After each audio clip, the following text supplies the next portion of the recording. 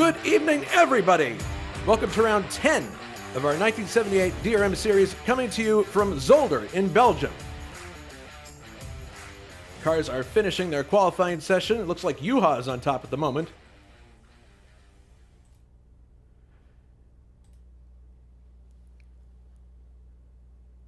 And that means we'll be moving to the warm-up soon. It's zeros on the clock. 8 cars, 10 cars actually on the list. Juha first, Al Aquino in second, John Team in third, Nilsson fourth, Lucina fifth, all of the usual suspects. Matthew Sibignani, that's going to be an interesting story because Matthew's in a different car than we used to see him in. Saber is in seventh, Rayberdahl eighth, Wattman in ninth, and Angel May rounds out the top 10. I'm Jason White. I'll be your play-by-play announcer for this race, or a series of races. We have 2 tonight, one for Division 2, and then one for Division 1, in that order. We want to wish everybody in the United States an early happy Thanksgiving. We hope you have some great plans with your friends and family, and we hope that you stay safe as well. I'm in a really good mood. I just got back from the Indianapolis Motor Speedway Hall of Fame and Museum and saw their latest exhibit called Second. It is basically an exhibit that looks at second place finishers or runners-up in the Indianapolis 500 and tells the stories behind those cars and the people that drove them. You always like to hear that people say that winning is all that matters and you never remember second place. Well, this is a chance to look at that, look at the runners-up point of view in a car display, and it was really well catered, really well done. So if you're ever in that area, definitely check it out. I can think of Hackman and Watering. They might be able to go and take a look at that during the holiday season. In any case, here we are at Zolder, and this is the second time we've been at this track. There it is right there. It was designed by Hans Hugenholtz, although it's a long way from Suzuka and other race tracks he's done. We're not using the correct layout in this case, you may notice. The track was narrower, the pits exited to turn 1 instead of after, and the Villeneuve chicane was only built in 1986. So the version we're using is slightly different, but it is still Zolder. You can look up you can look up the different track configurations through the years yourself, but mainly they have to do with chicanes, sometimes with the contour of corners, but not too much. The German series used Zolder regularly because they didn't have many permanent circuits in their homeland. Hence, they had been going to airfields for quite a lot. Because that's what it seems like. You have the Nürburgring, one of the greatest circuits in history, and then you pair that with a bunch of airport circuits. So this is why they went to Zolder. It makes sense. Zolder also hosted F1 events in the 70s and 80s, and other series that visited the track, the World Touring Car Championship, European Touring Car Championship, Champ Car has been there, FIA GT and DTM. It also hosted the World Cycling Championships in 1969 and 2001. I guess that's between those 2 years, 69 and 2001. And the World Cyclocross Championships in 1970, 2002, and 2016. So it's a track that has a lot of history, despite living in the shadow of the much more famous circuit, Spa-Francorchamps. But it does have a history of its own, so there's a little bit of the history behind Zolder itself.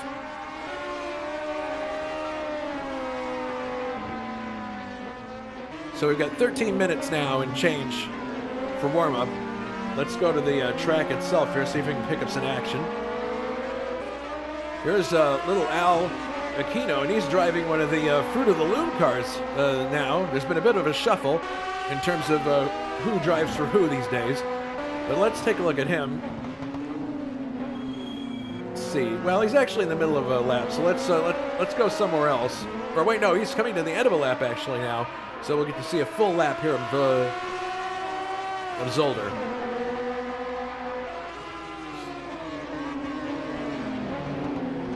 All right, so this is the last chicane, I believe. Yes, and now they're coming onto the main straight. So now we'll get to see, yes, here we go. Okay, so let's go for one full lap with little Al as he tries to take Anders Nilsson on the right-hand side here. The next turn is actually a left-hand turn. I don't know if that's such a good idea. He slots in behind Anders. It's turn 1 is left-hander. Turn 2, 3, and 4 are all right-handers. In progressive, start out faster, then get a little bit slower. Coming into the next turn here. And this one's particularly slow, this right-hander here. Look at Little Al, he's using all of the curb. Oh, ran off onto the grass there.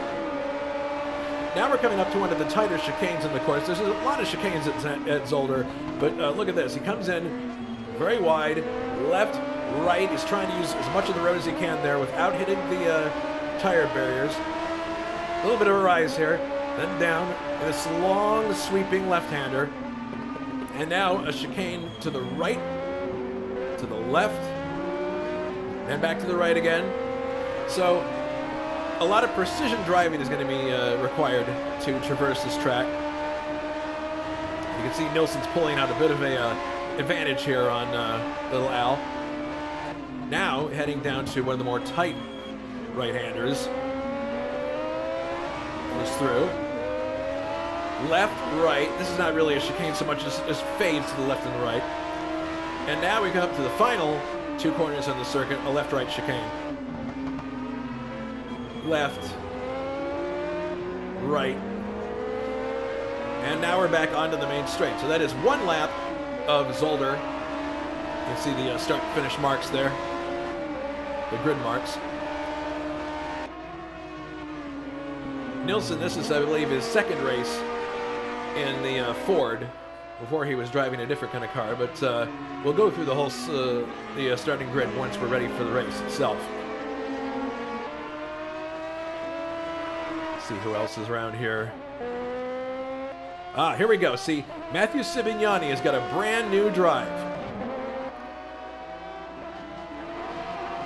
Very interesting car here. Zach Speed, Ford. Oh, he's going off into the grass there, but into the gravel too, but looks like he's doing okay. And he was raving about being able to drive this car on social media, so we'll see how his Mampe Zach Speed entry goes.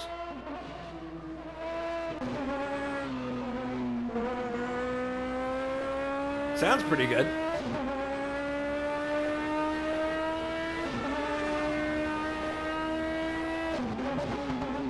Here he goes for the chicane once again. Left, right. Being very careful. And of course, this is a different situation. They're all driving with the fuel on board to run the race, not limited amount, which they use for qualifying. So the car is going to handle differently.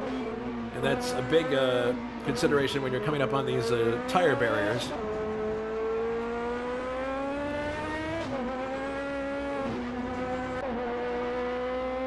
So as he goes ahead and practices, let's take a look at the championship standings as we are right now. There's no Constructors' Championship, just the driver points. And there they are right now. Now, some important information for the championship here. Of course, we're going to have one set of drivers drive Division 2, and then another drive Division 1. And as we've talked about, there's only one championship table.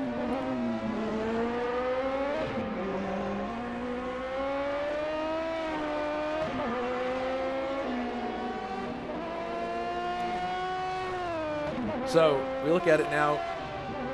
Anders Nilsson is at 130 points. John Team is at 96 points. Richard Wilkes is in third with 94 points. Cesarius Lipinski is in fourth with 85 points. And Thiago Canola is in fifth with 83 points. I'm not sure he's in the series anymore. I seem to remember that he is not.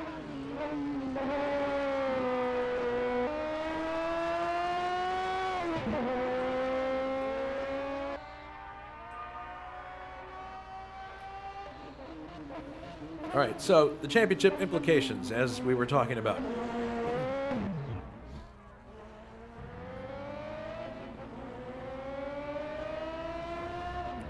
Anders could win the championship if he has 21 points lead after both races, since you can only take a maximum of 20 points in the last race, regardless of drop scores. Current gaps and how they might have. This is the current gaps and by how much they have to outscore Anders to keep their championship chance alive. John Team at 96 points. 34 points gap. Has to outscore Anders by 14 to keep his championship chance alive. And then Richard Wilkes, 94 points, has a 36-point gap, has to outscore Anders by 16 to keep his championship chance alive. So there you go. That's what they have to do in order to keep pace with Anders. But the magic thing there is that Anders could win if he has a 21-point lead after both of these races. So we'll just have to keep a close eye on that. Anders is in this race, and I do not believe that his competition is in this race. Well, John Team is in this race, so one of them is. Richard Wilkes is in the other race. So we'll have to wait until the second race to find out if Anders wins the championship or if it kicks the can down the road, so to speak.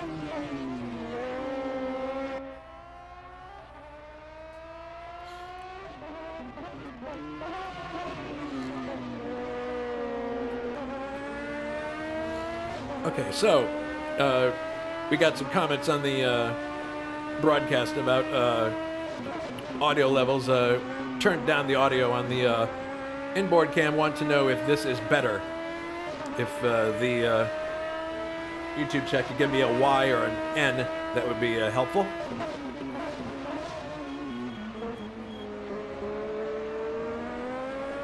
But Sibignani seems to be getting on with his car pretty good so far. There were worries, little birdie told me that there are worries about engine life and engines letting everybody down. And I know that's not new news in this circuit or this championship because we've been having engine problems the whole time with a lot of cars in both. Okay, thank you very much. Yeah, we've been having problems with engine life in this series all the way through. So saying that people have problem with engine life is hardly new news. In Sibignani's case, he was hoping he was moving to a car that would have a little bit better engine life than the Toyota, and he was worried that might not be the case. But you know, who knows? It's early days in this round. We don't know what's going to happen, so we'll go from there.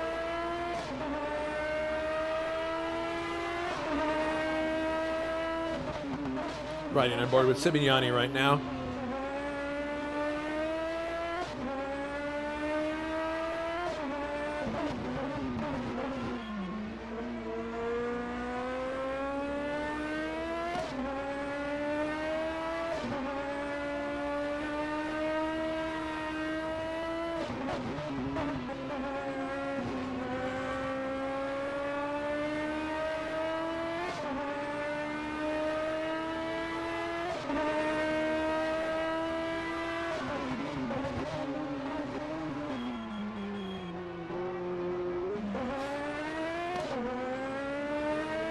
Yes, this is officially known as a Ford Capri 3 Turbo. It sounds good, I'll say that.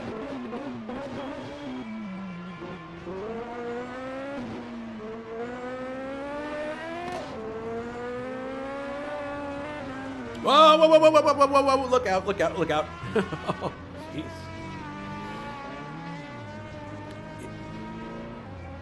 It's easy to forget how much of a ragged edge you are on these cars. Here's Martin Lucina. He's another guy in this series that you never want to count out at all, driving his Beamer.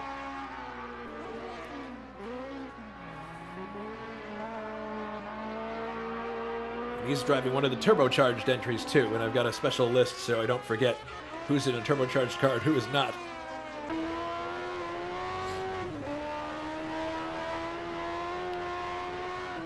Heading now for the last chicane. Oh no, wait, he's on a different part of the circuit. This is the big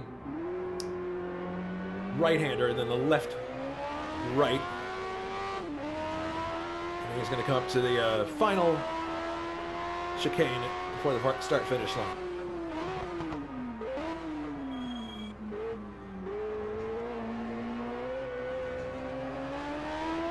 All right, 2 minutes and 30 seconds coming up here. Oh, we also have a trivia question that we should let people ponder about this race. Our trivia question is, in what year was the Formula One Belgian Grand Prix at Zolder almost canceled due to track resurfacing issues? Was it A, 1972, B, 1973, or was it C, 1975? We'll have the answer later on in the broadcast.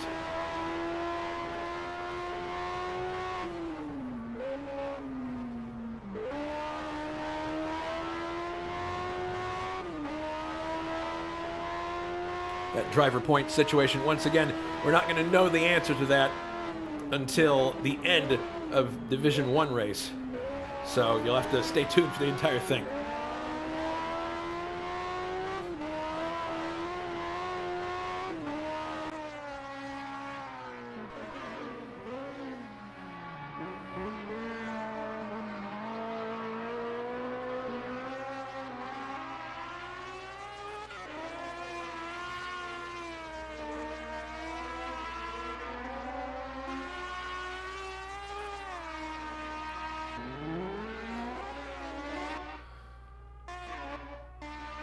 So it looks like most people have retired to the garage, getting ready for their race, getting themselves all calmed down. Little Al is still out there in his Fruit of the Loom car. David Saber putting in a few more laps.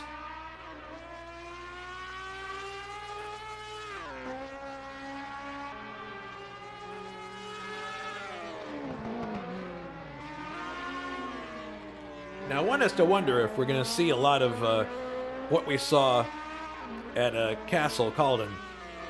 Cars careening into the air with tire barriers. I would like to think no. Because there could be a situation where... oh, hang on one second. I believe we have a color commentator joining us, which is going to be good.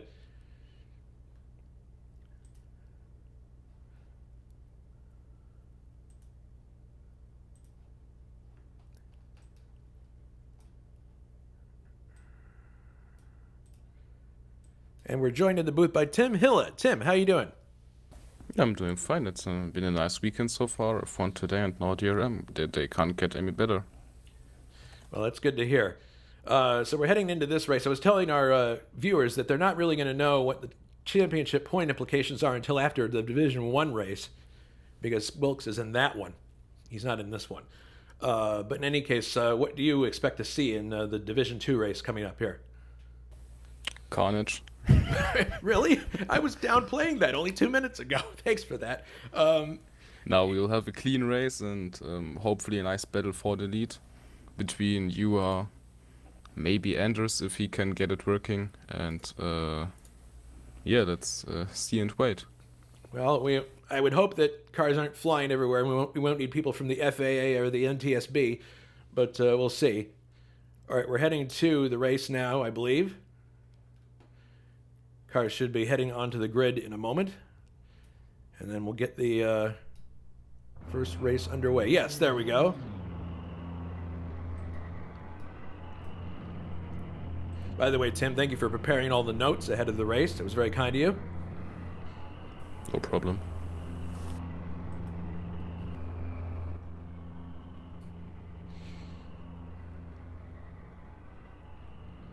All right, so we're waiting for Juha to join the grid. He's actually the pole sitter, but he's waiting as long as he possibly can, probably to preserve engine life as long as he can. Whether that actually does anything or not, I don't know. Like those few extra seconds, I think it's more psychological than anything else. Okay, now Juha's on the grid. And little Al is in second in the Fruit of the Loom entry, so this ought to be good. All right, so we'll go through the grid as soon as they kick off going around here.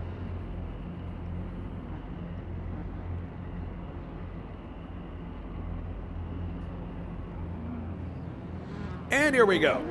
So on the pole for the Division 2 round is Juha Boss, Worth Hat, number 50. In second place is Little Al in the Fruit of the Loom entry number 56. Third, John Team, BMW Schweiz number 90. Fourth, Anders Nilsson, Mampe Zakspeed number 54. Fifth, Martin Lacina, Karl-Heinz Becker number 59. Sixth is Matt Sibignoni, Mampe Zach Speed number 52 late. Number 7 on the grid is David Saber, Team Heidegger number 61. 8th is Ray Riddall, Sachs Sporting number 55. 9th is Simon Wattman, Osella BMW Italia number 91. 10th is Angel May, Mampe Zach Speed number 53 NG. And 11th we have Francois Remen, BMW Faltessen number 58. And that is your grid, 11 cars.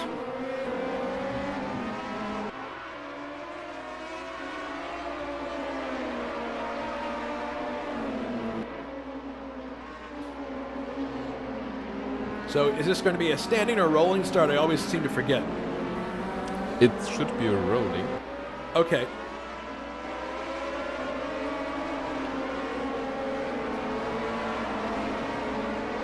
They're going to have to stack up in a bit here if they want to get the thing rolling. All right. The car in front that you saw there with the yellow writing, that is the pace car itself. Okay, we're into the last little chicane here, kind of a left-right breather, and then this is where things are going to get really tricky here, trying to get stacked up ready for the start when you have a chicane in front of you. Look at how the safety car slows right down, trying to get everybody bunched up as they come through the corner here. Juha's got a bit of a jump here, actually. Let's see what happens as they come into start-finish. It appears the race is underway. Heading into the straight. Oh my goodness, look! Going up the inside was John Team, but it doesn't look like it's going to work. No.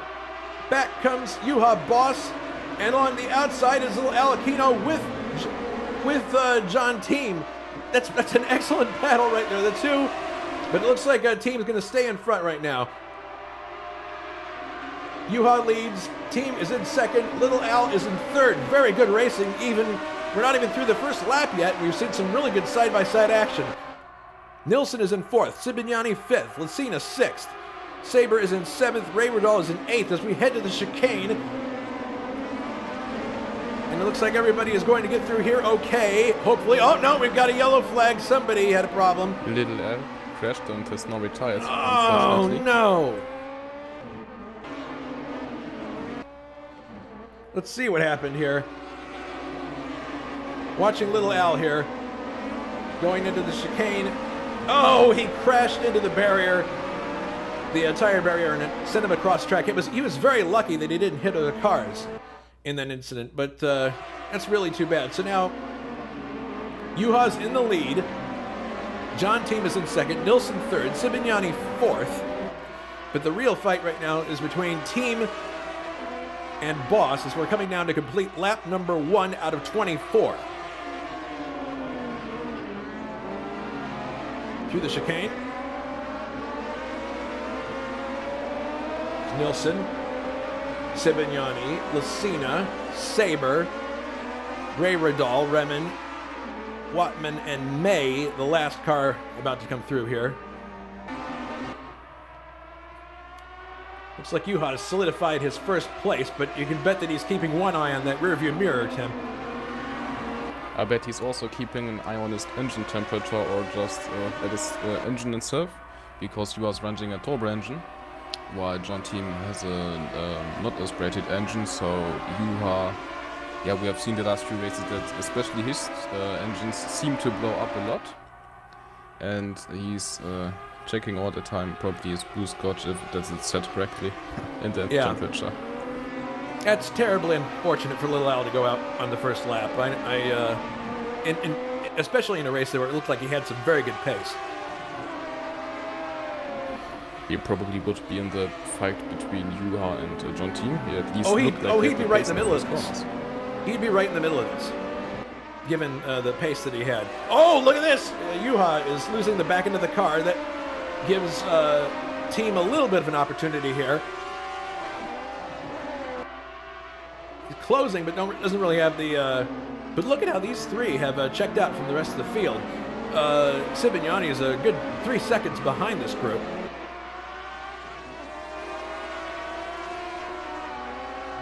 There they are coming up to the final chicane again. This is complete lap number 2.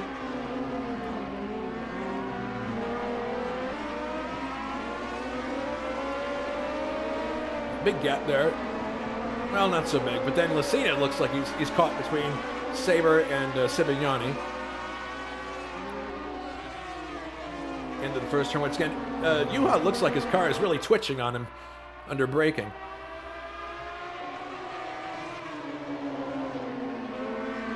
And he did his home race. He's probably pushing a lot to get this win at his one of his 2 home tracks.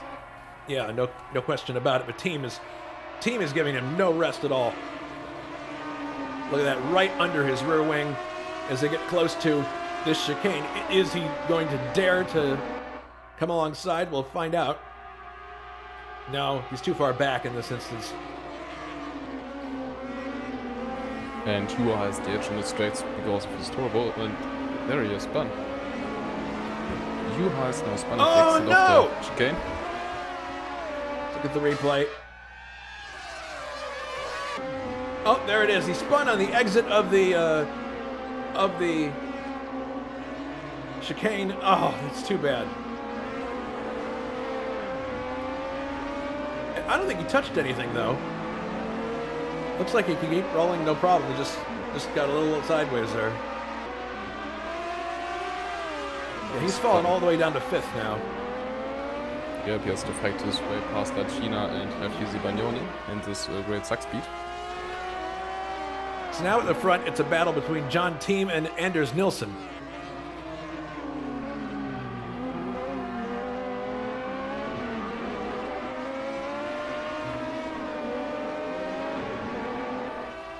Our 2 championship leaders fighting it out Yeah. on track. Oh, look at Lucina. He's pulling alongside of Juha here. He's going to try to catch him on the straight. Is he going to do it?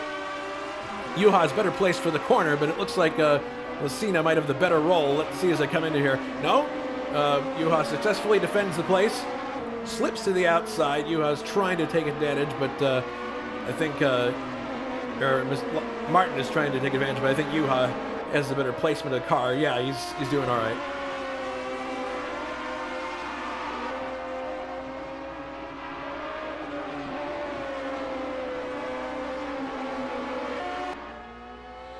At the front, it's still Thiem and Nilsson.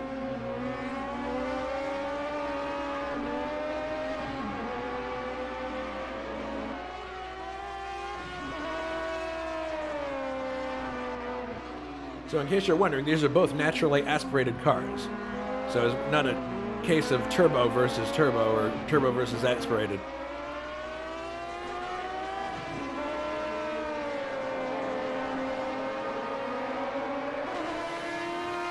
From the inside of Nilsson's car now.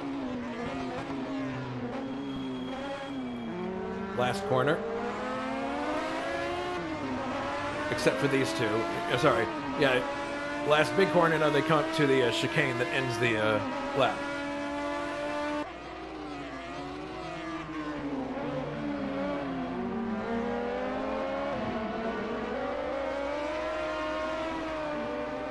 All right, here come Sibignani and Boss are having a really good battle right now.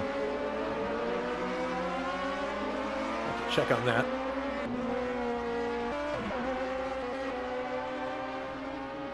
Sibignani in his new Capri. Oh, whoa. He really sends the car out wide there under braking, and it looks like Juha is right up alongside him, but can he make a pass? No, he cannot. But this is an interesting fight here. 2 very different cars. But look at Juha, he's right there. Sibignani's still getting used to this car, and that may be his Achilles heel. And Juha might be able to exploit that if he puts his car in the right place.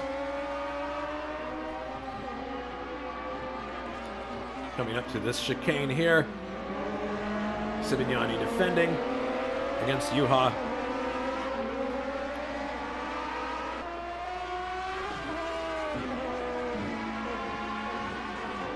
Who do you think is the better machine here, Tim? It looks like that Saxby was faster on the straights, but Yeah. on the corners Juha's just eating up the gap. So Yeah, well, the BMW is the proven car over the season. So I'm gonna pick a US 320 as the better car. But he has got a very, very wide Capri in front of him. He's going to have to find just the right place to get by. Yeah, if Matthew parks his car perfectly on the track, it's a very hard mission to get past him. We have a yellow flag up here. Something's not going right.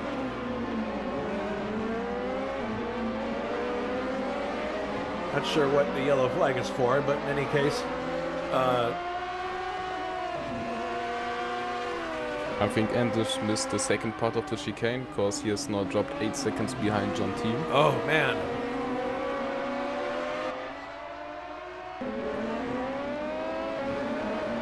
Let's see. Yeah, you're right. Here it is. Here it is in replay. Was he lucky enough to avoid hitting? No, he did hit the wall, unfortunately. Here's what happened. Oh, he impacted the inside tire barrier, is what happened. But fortunately, he didn't lose any parts of the car, and he kept going. Hopefully the car is still driving straight.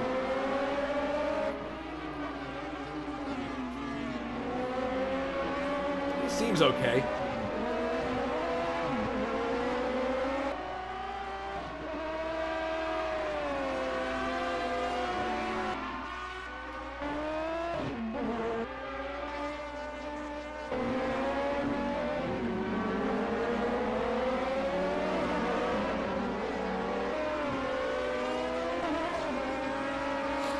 Anders is definitely hoping that the car is okay, so he might actually wrap up this championship today if it's still vacant. He can finish in this position. Yeah, I know. Could very well. Depends on what happens in Division 1.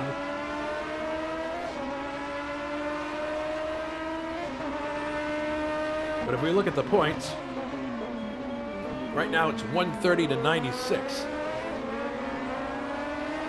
in favor of Nilsson.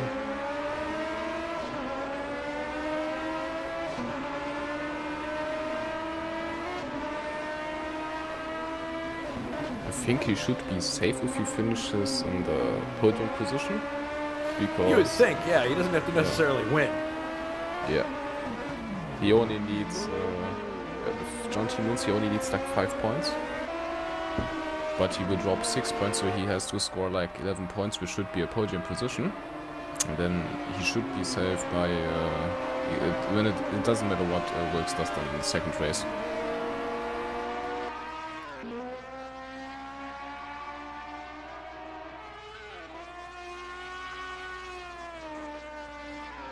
Well, team is checked out. He's got a 9-second lead on Nilsson right now, and here comes Juha. He's actually closing up to Nilsson.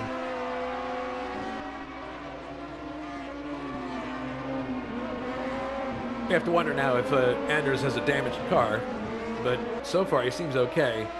If there's any damage, it's just in the aerodynamic department. The only damage is at Andres' pride. Yeah, that too. All right.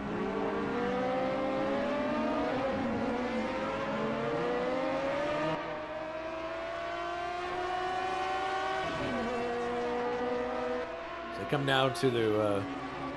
This is the chicane that caused trouble for Anders before. Not this time.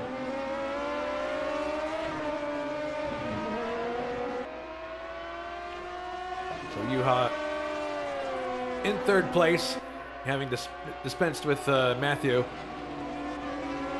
And right there, tucked up behind Anders Nilsson, heading into the first turn, now the second turn.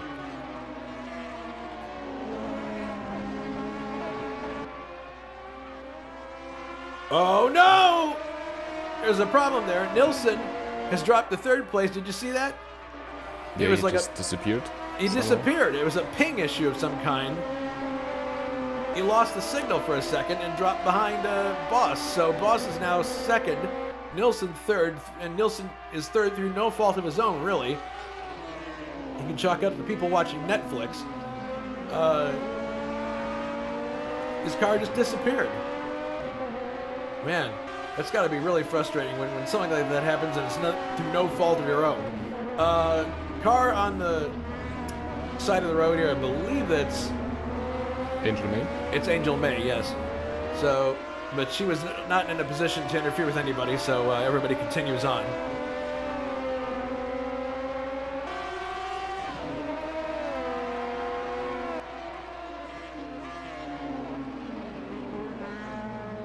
So the other question that would be asked about these cars, beyond the engine life situation, which is a concern, are the tires. How do you think the tires will perform here?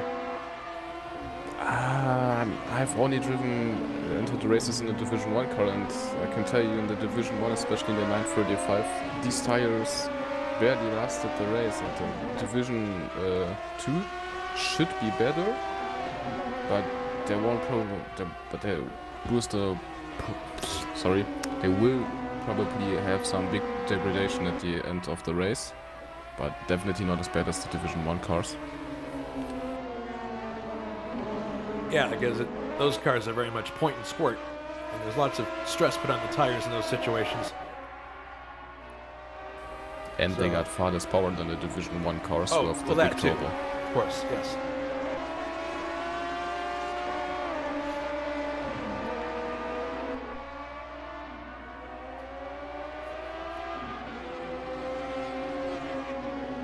Coming into the chicane for another time. Anders seems to have settled down now and is actually like closing quite a lot on Juha now. I wonder if Juha actually changes lines there quite dramatically. I don't know what happened there, but I wonder if Juha is just taking it a little bit easy, or if Anders has really turned up the wick here. It's hard to tell.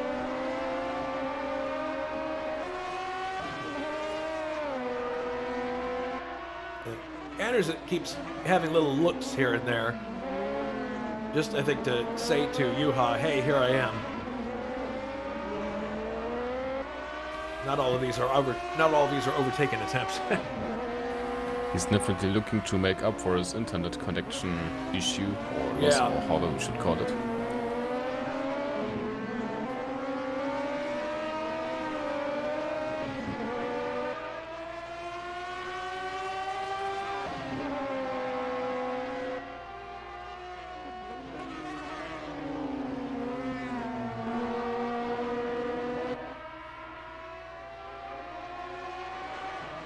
Okay, back into turn one again, so 10 laps down, so we're coming up on the halfway point here in another 2 laps. Nilsson's right with him now. Could possibly set him up for the chicane coming up here. He has to get a good exit off of this corner. Pretty good, but I don't think it's going to be good enough. No, he's too far back.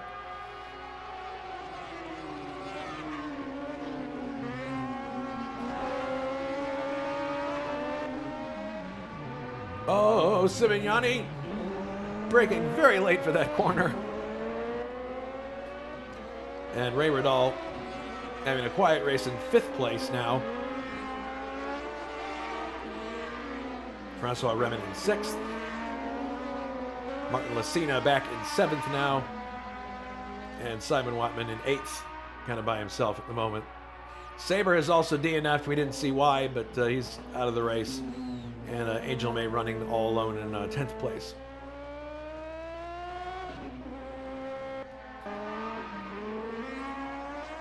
Team still in the lead by 11 seconds now. So you got to start wondering about his engine.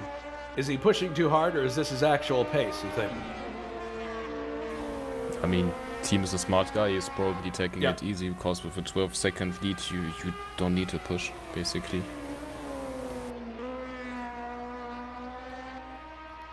Yep.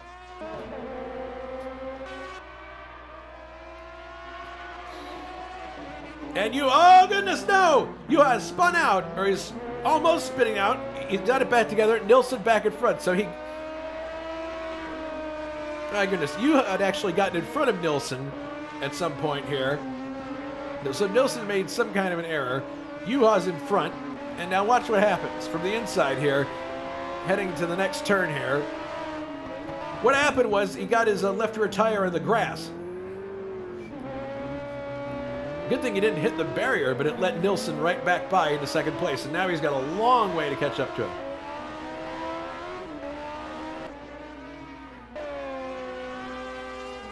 And so that's two incidents for Juha in this race that have sent him down the order.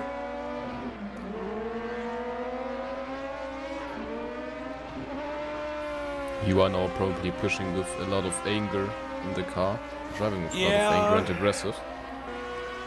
Problem is you don't want to compound things by making more mistakes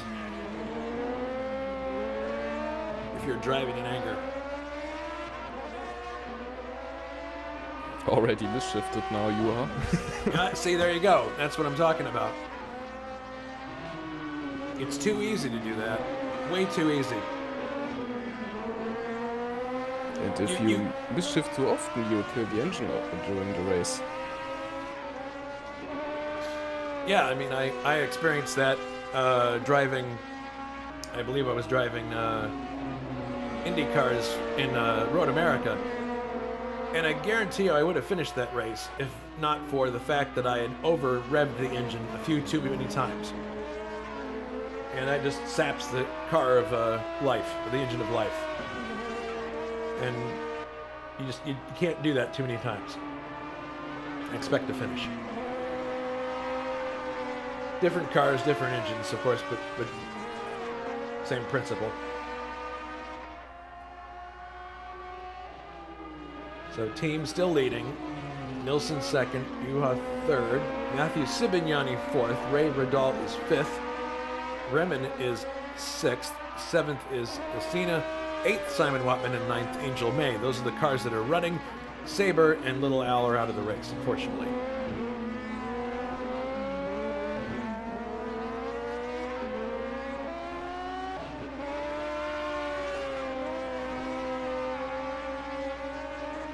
So we're at the halfway point now.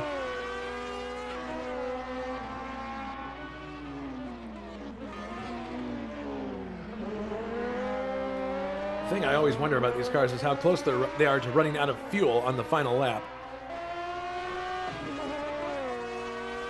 This probably only accounts to the turbo cars, because the non-aspirated cars should have obviously much better fuel consumption over the lap.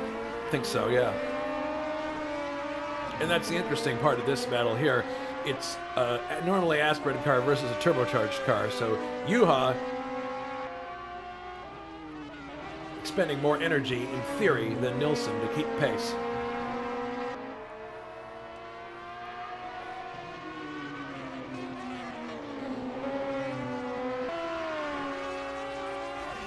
Juha definitely is the faster car, but he also is has the car with more spins today. Yeah, no question. Yeah, he's gathered it right back up again. He's definitely faster than Anders, but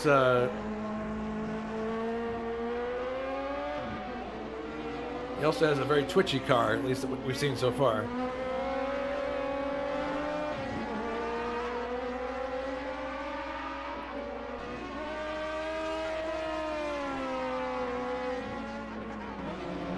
Down to the chicane once again. When I say the chicane, that really doesn't narrow it down, does it? Well, we can pick which chicane you mean. Yeah, this chicane, that other chicane.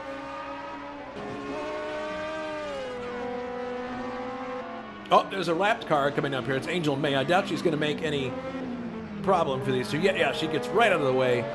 Makes room for both of them very sportingly. And Juha's definitely faster or closer than he was last lap. But still not close enough to make a try. I expect him to try into turn one if he has a good exit. Okay, let's have a look.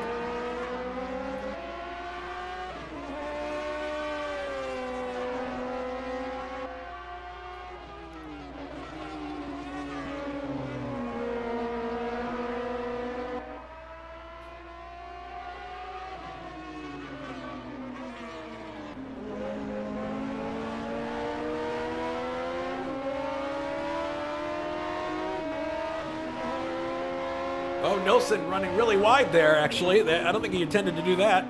but it may help Juha here if he gets a good purchase coming out of this turn. Very good exit. Watch this. Up on the left-hand side. Is he going to get through? Looks like it.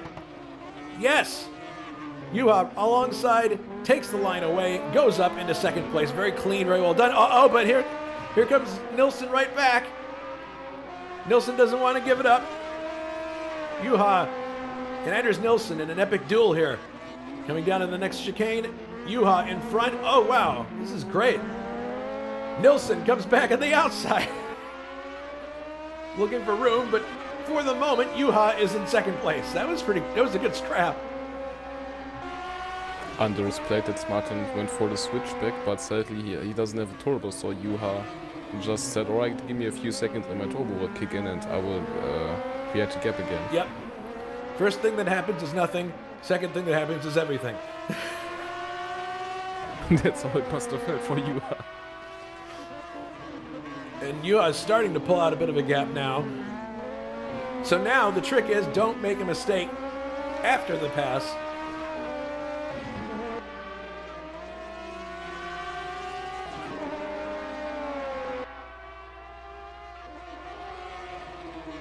But Team is well and clear now. Team can turn his boost back as much as he wants and just cruise because he's like 17 and a half seconds clear of this group of cars. I mean, Boss and Nilsson. Here comes Sibignani through. It looks like there's some action developing behind him. Martin Lacina trying to catch. I believe that's Ray Radal. Yes, trying to catch Ray Radal. And just in front of them, you see Matthew Sibignani, and behind this group is Francois Remen. Remen actually was part of the group, but made a little mistake. Oh, no. Just like Lancina just did. Lacina ran into the grass, but fortunately for him, Remen wasn't anywhere near close to take advantage of it. There's a downshift for this corner.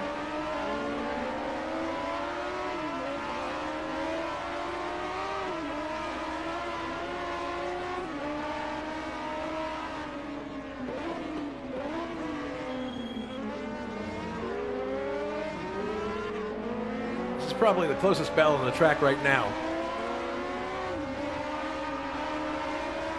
It is, and I think Anders made a mistake because he's now 10 seconds behind Juha.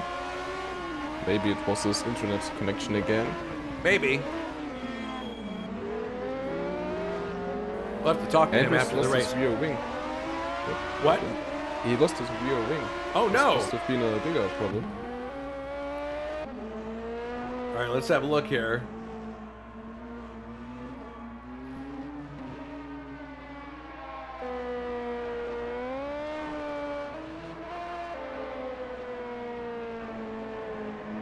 Yeah, here we go.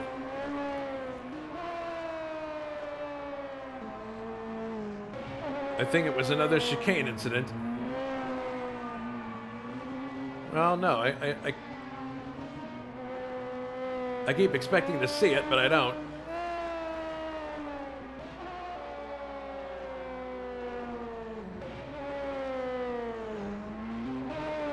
Yeah, here it is, okay. Yes, he lost his rear wing. It looks like he spun out on the exit of a chicane. Yes, here it is.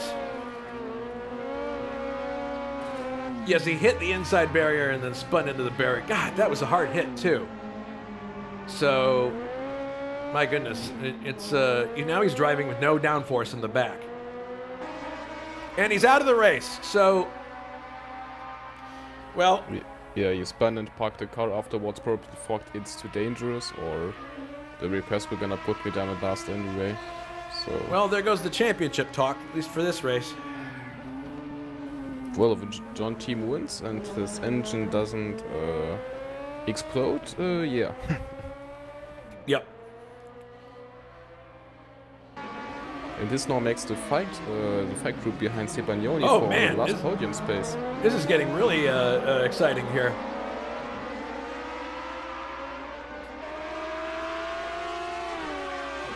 Remen is coming up to join them as well. He really wants to get by.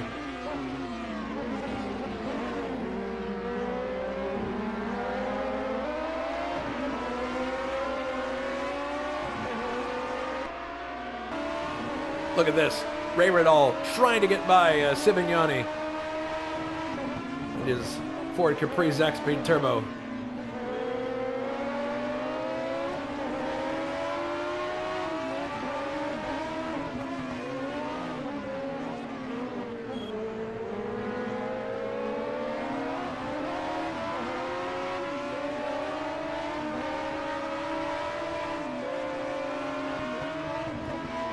And there.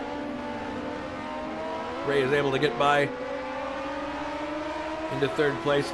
That's interesting. You see that? Remen flashing his lights. I don't know what that means.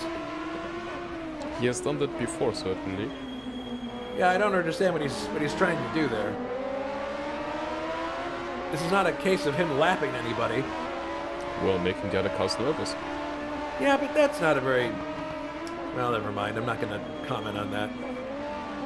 I'll let the viewers make up their minds about that. Anyway. Also, Matthew has left his front hood for me. Uh-oh. You're right, he has. I missed that. So the question now becomes, does that... Oh, his front end is really caved in, actually. So I'm surprised he's even running with this group. The question becomes, how much of that is putting drag on the front of his car, and then does he have any engine damage as a result? Oh, no, no, no, no, no, oh, no! I believe that was Ray getting hit by Sivignani under braking, and he has to run through the kitty litter, and he rejoins behind the pack. That is so unfortunate for Ray Riddall. Let's look at a replay of this.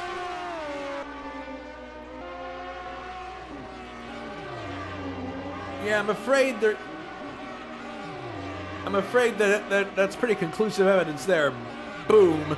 Yeah, he just gets tapped in the back. He braked earlier than Sivignani was expecting him to, and that really is unfortunate. He just gets left behind by this group. That's too bad for Ray. I'm sorry to see that happen. Well, if this group continues fighting like this, he will probably catch up within a few corners. That's true. That's one way to look at it. 3 white at the moment. Yeah. Why is... All right, never mind. I'm not going to...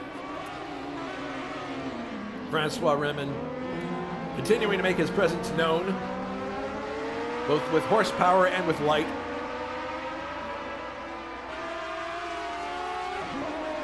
He's actually alongside, or trying to get alongside Sivignani now. It settles to be behind the Capri Turbo 3. And here's a look from Ray's car. Actually, let's go forward into Remen's car. Have a look at this way. We're on lap 18 now, out of 24. Right-hander.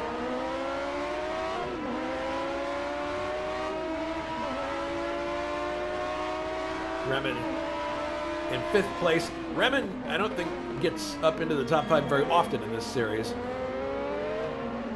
So he's probably very excited and very enthusiastic about where he's at. It's always too exciting to be in the top 5, doesn't matter which race. Yeah.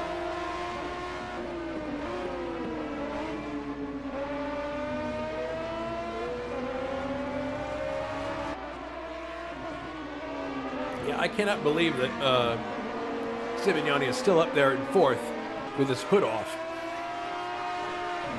He probably doesn't have to worry about his engine because his engine is getting enough air as of Yeah, he can't complain about engine cooling in this case.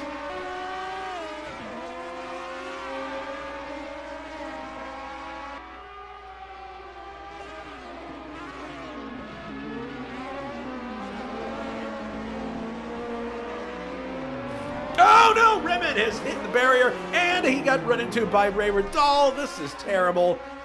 Oh, replay upcoming. Chain reaction accident. Remen runs into the barrier, hits it, and then is immediately impacted by Ray Riddall. They're probably both going to be out of the race. That is really unfortunate. Another situation where Ray was not the guilty party. Actually, he's still out there.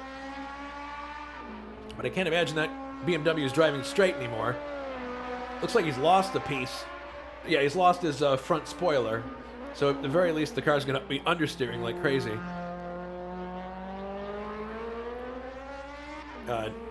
I feel sorry for Ray. Those were two instances that he had no, that were not of his making at all. Yeah, very unfortunate. Went from podium hopes to P5 crawling around with a broken car. Well, he didn't go for the pits there. He probably figures there's only like 5 laps to go. What's the point? I may as well just keep going because the next car that would be... Oh, wait, no, he's actually pulling... Well, now what's he doing? Is he pulling off the course? No, he's still going. I think he just was getting used to the new handling that he was having to deal with. But there's really no point in him stopping because it's going to take forever to fix that. And the next car back is... There's Angel May off to the side again. But the next car back, and it's Simon Watman, is 1 minute and 14 seconds of drift. So it's better for him to just tool around and get that 5th place.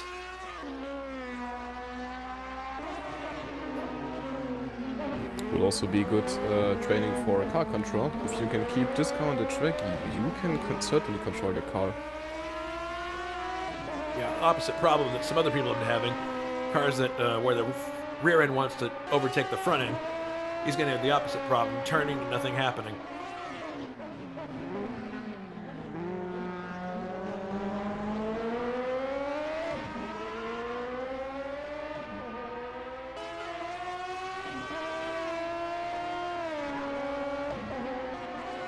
There's KO, I wouldn't doubt it. KO in the YouTube chat.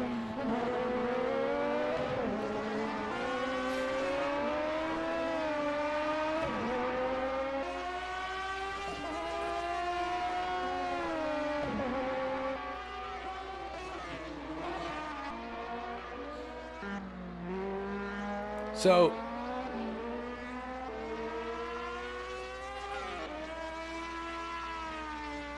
first place for one of these cars is 20 points, correct? Yep. So currently, John Team is on course to score 20 points. And according to the notes that I've been reading, he has to outscore Anders by 14 to keep his chances alive. So if he wins this thing, he's got that taken care of. Yeah, winning is his only solution to keep this championship alive, at least for his perspective.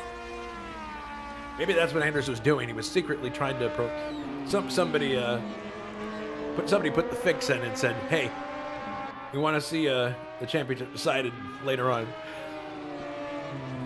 Well, he's a nice guy. You never know. He is truly one of the nicer guys we have here. Very, very, very congenial. And Lacina and Sibagnoli fighting for this 3rd place, like their life belongs on it. Yeah, interesting considering. And we haven't had any engine retirements yet. Everything has been due to collisions. So that's different than what I would have expected. Don't jinx it. Yeah, there we go again with the... Actually, if you look at Matthew, he's missing more than the hood. He's missing his left rear fender. Yeah, that is weight reduction mid-race. Okay.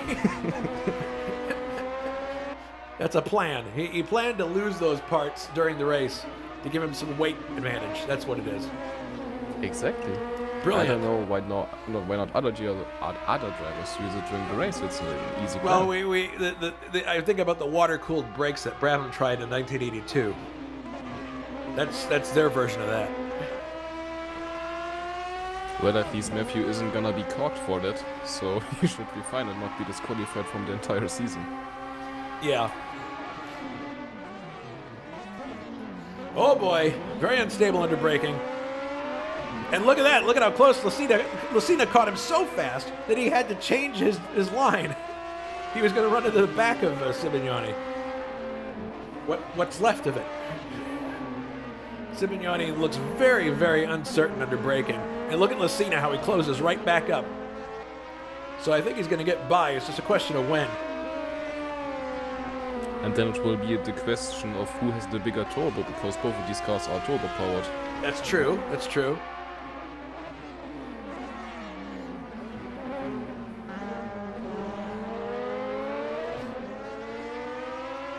I guess Tyrrell with their was it a lead additive in their fuel or something?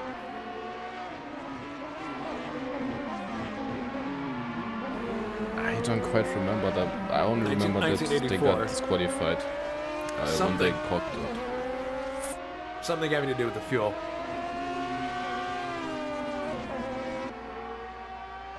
Well, Simegnani looks to have good straight line speed, but when you ask him to go into a turn, oh no, no, no, no, no! Boom! Oh my goodness!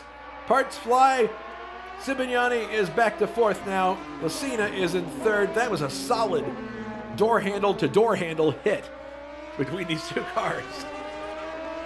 It was a nice big kiss, not a little kiss, and he also, I think, lost something of his bodywork. Not that it's something new for his track speed, he already lost a lot of it, but he certainly lost more of it. Let's take a look at that in a replay. That was a monster hit. Matthew Simegnani. He slides into the corner, back and comes around, and he comes back the other way. Boom! And you can see parts fly there. Not sure whose part that is, but I think it was one of Simegnani's parts from the back end. But Lucina advances into third place as a result, and Simegnani's still fighting that car.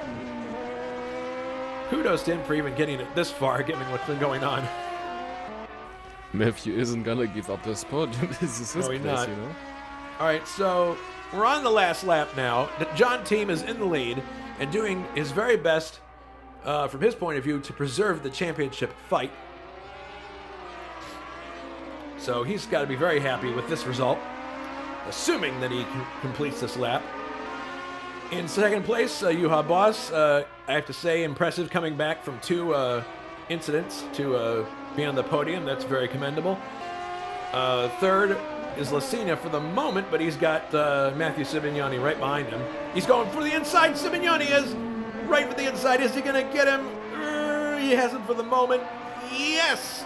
Simegnani back in front. Now, what's going on with Lucina now? He looked really slow coming out of that corner. Is something wrong with that car now? That doesn't appear to be, but now Lucina's down to fourth again. He doesn't seem to be driving with a lot of gusto. It almost looks like he's trying to save fuel. I don't know. In any case, and then we have Ray Radal. Kudos to him for continuing on in fifth place despite being involved in two incidents he didn't instigate. Sixth is Simon Watman, and seventh is Angel May. And there is the checkered flag for John Team. And Martin Lacina actually retired. Maybe he had a problem out of his control. Yeah, something wasn't right there. He was going way too slow.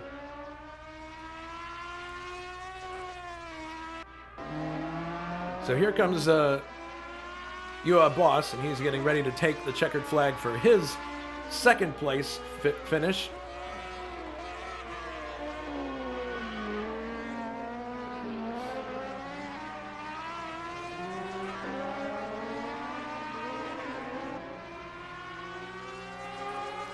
Here he comes across the line, second place. Simegnani is going to finish third with 3/4 of a car.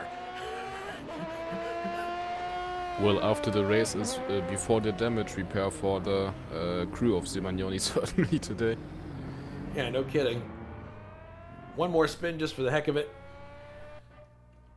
And yeah, Lucina was out, but is still going to be classified as fourth. Fifth is Ray Radal. Sixth, Simon Watman. Seventh, Angel May. The retirees, Francois Remen, Anders Nilsson, David Saber, and Little Al Aquino.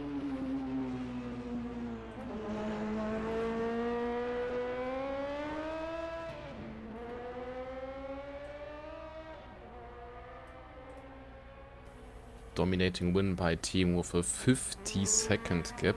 that he has built Yeah. over 24 laps, which is like more than 2 seconds per lap. Yeah.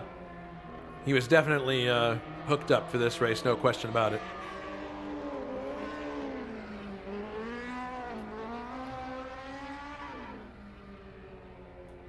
All right, it doesn't appear that anybody's going to jump in the green room. So, I'm here. oh, well, you're here. Okay, there you go. Hey, Juha, great job finishing second after a couple of incidents there. Looked like you were fighting the car part of the way. Yeah, I was really trying hard to catch Anders and John again after I messed up myself. And then I realized I was wearing my tires out quick enough, so at one point I just gave up on it. Well, I'll settle down and fight Anders, and he took himself out. So the second half of my race was rather boring. Because I'm never going to catch John unless I blow my engine. Well, settled for second. And chat, I see that Lucina thought the race was a lap shorter. So. I don't know, because he started driving a lot slower all of a sudden and let Sebignani by, and I was kind of scratching my head, going, I don't know what's going on here. Yeah, he thought the race was over. He's just apologized on the in-game chat. Oh, geez, that's really unfortunate. We're now switching to new sessions, so Division 1 drivers can join us immediately if they want, if they're watching.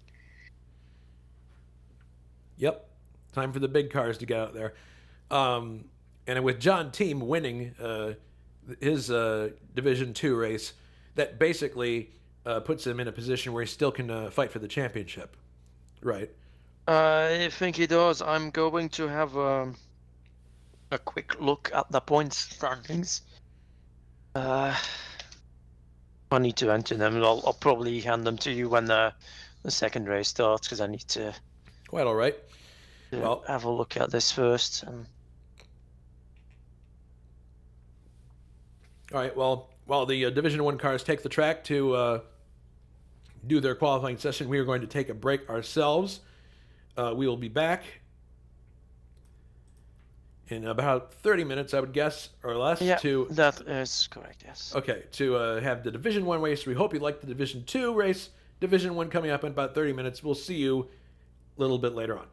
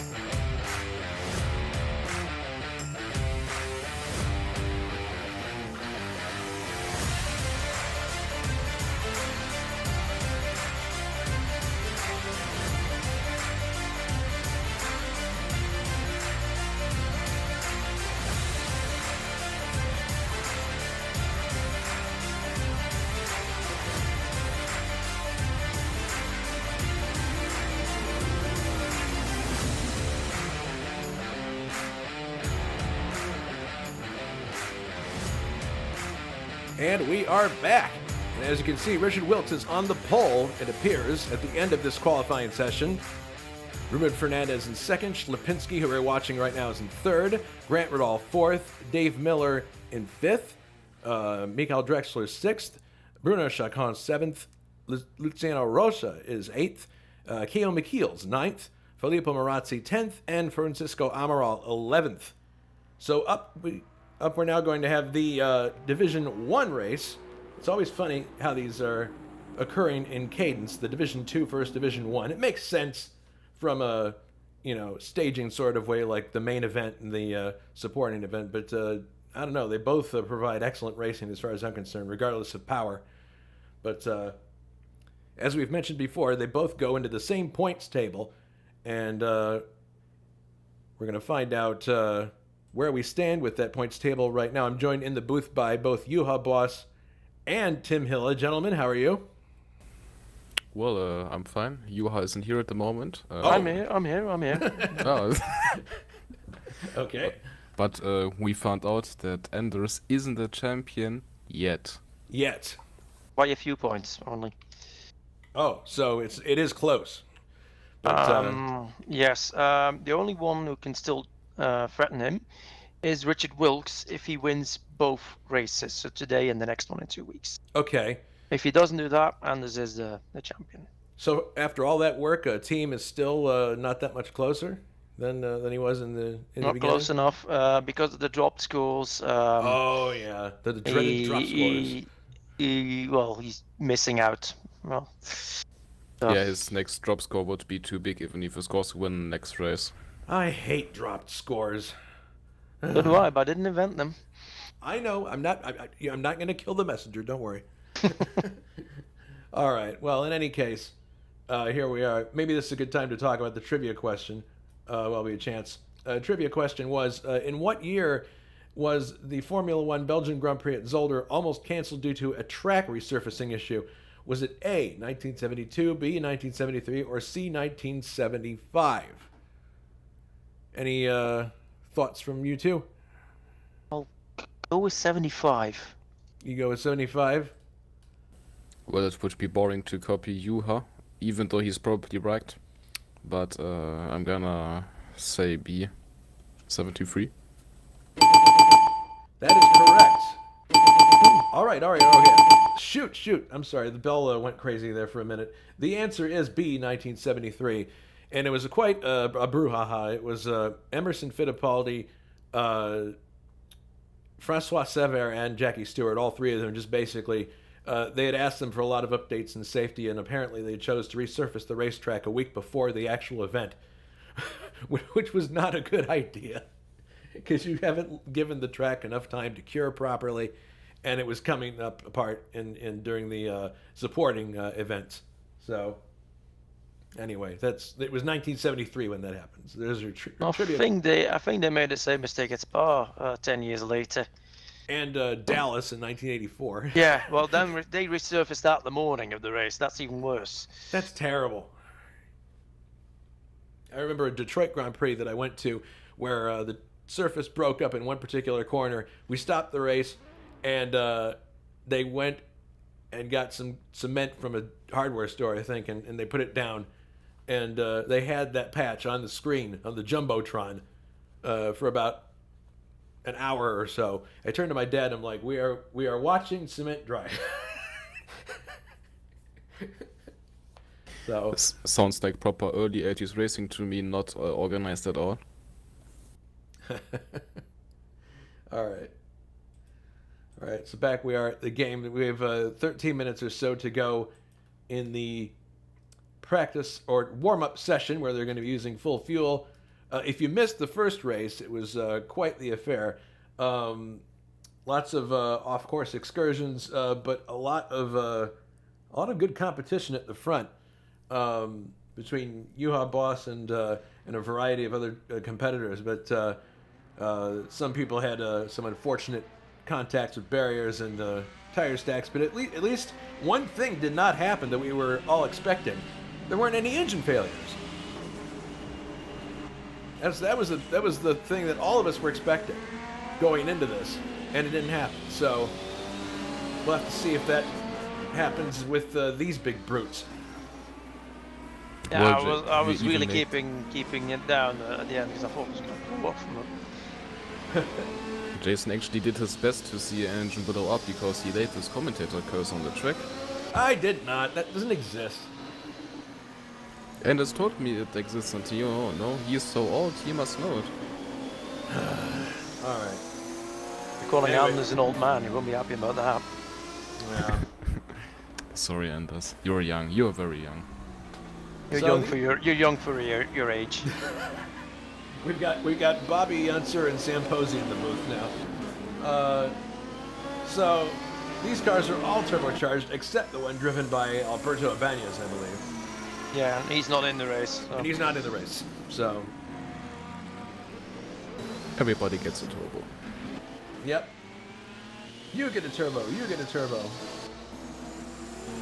More chances for blowing turbos. Yeah. Although they are Porsches, they're generally more reliable.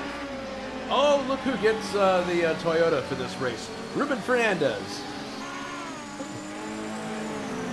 See if he gets any interesting action with this car. This car, wherever this car is, the action seat usually is.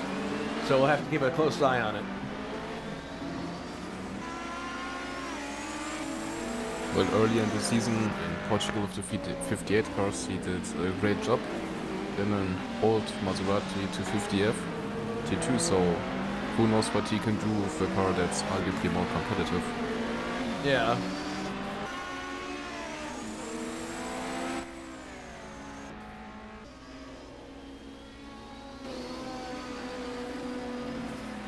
Yeah, we'll have to keep a close eye on Ruben because, I don't know. I have a feeling like every time that Toyota's on track, I just have a feeling something's going to happen.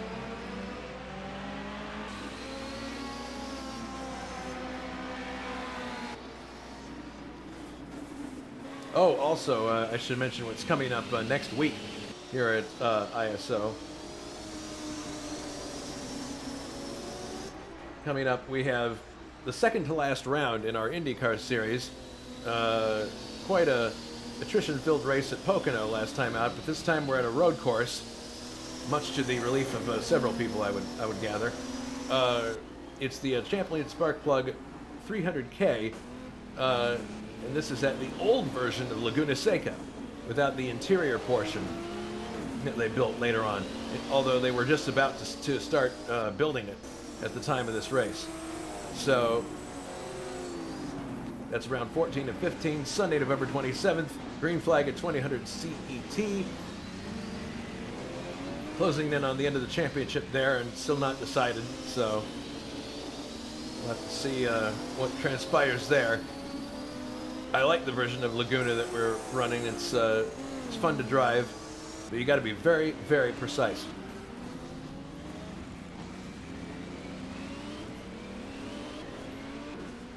Andrew says it's the best track in America. Where certainly the speed difference between like the first fast part and then when you're off the corkscrew will be quite fascinating to watch. I'm trying to set up my car as I would for a short oval because there's only You're only turning left. you're only turning left twice. You're only turning right twice. That's it. The rest of the time it's all left-hand turns, so you may as well just set it up for an oval. Such a bad point of view. You're giving away your tricks, though. Something tells me it won't. That my competitors don't have much to worry about. Well, it's you saying it. It's not my favorite circuit because it is very narrow and you feel really stuck in, like claustrophobic. Even in this version where the barriers aren't right next to the track. Well, then it really feels like a short oval. It feels like a short oval. It feels like it could be like that, but in any case, so cars are out practicing for. Oops! There goes. Oops! Sorry. Hang on, I pressed the wrong button there. Somebody got spun around there.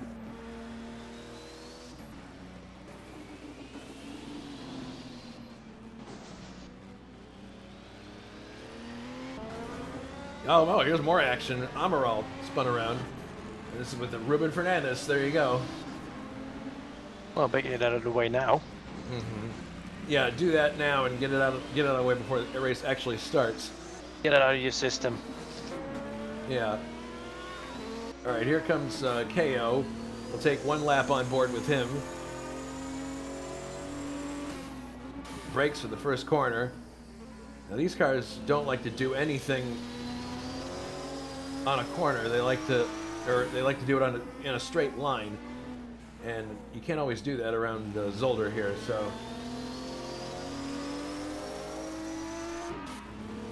let's see what happens here.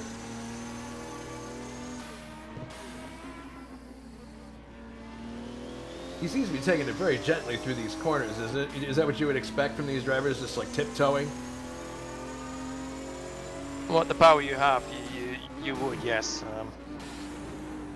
I mean, they're not fast corners, and these are big, heavy cars. I see. I remember after the first race in Zolder, my tires were done. Like, I couldn't get anywhere with them. If you would lay these tires on the ground, you could cook an entire meal of them based on the heat. Dang. Oh, whoa, big oversteer snap there from KO. Big right-hander here. Goes all the way to the curbing on that one. You know, he's got one car behind him here. He's shadowing him. And now he comes up to the final chicane.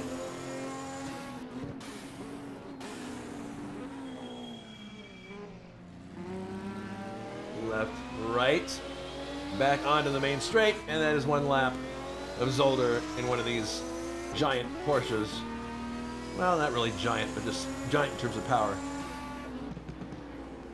There's Dave Miller on the outside. One of, I believe, only two. Gabriel Sturr is in Division 1, is he not? Yeah, he is in Division 1. So two with BMWs. So yeah, Miller and him are the two BMWs, but I don't believe is Sturr here today. No, he is not. Okay, this is the problem that you have when you get to the end of the championship. The holidays start to creep in. Real life starts to create problems, and people. The grids are not as full as we would normally like them to be.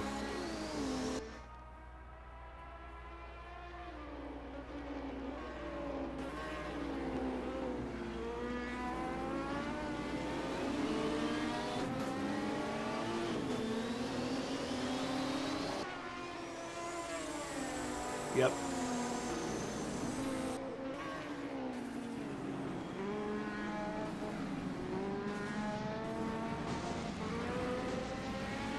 Reminder for our viewers of the track map itself. Zolder, 4.261 kilometers around. And we're going for the second 24 laps, about 102.264 kilometers. And we do realize, yes, it is not the actual 78 Zolder. It still will provide plenty of action for these cars, I'm sure.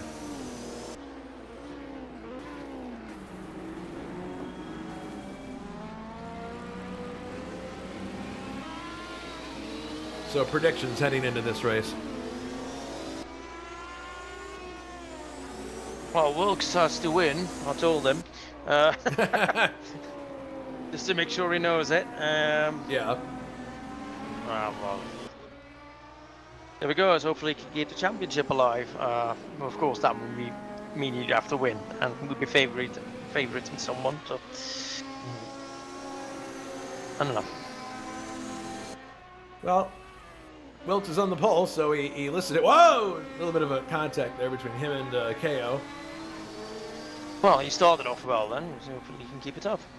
Yeah. There's Bruno getting ready for the race. He shown good consistency in this series. And Dave Miller, there he is. I heard somebody hit something, but... Oh goodness, yeah, there's parts all over the place at one of the chicanes here as Fernandez comes through, and then there's Mikael Drexler in another 935. And Filippo Marazzi. Oh yes, Yeah, it was Richard Wilkes Oh, no. meeting KO, I think.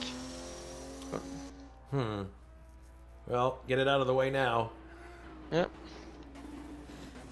Don't want to be doing that in the race. definitely not.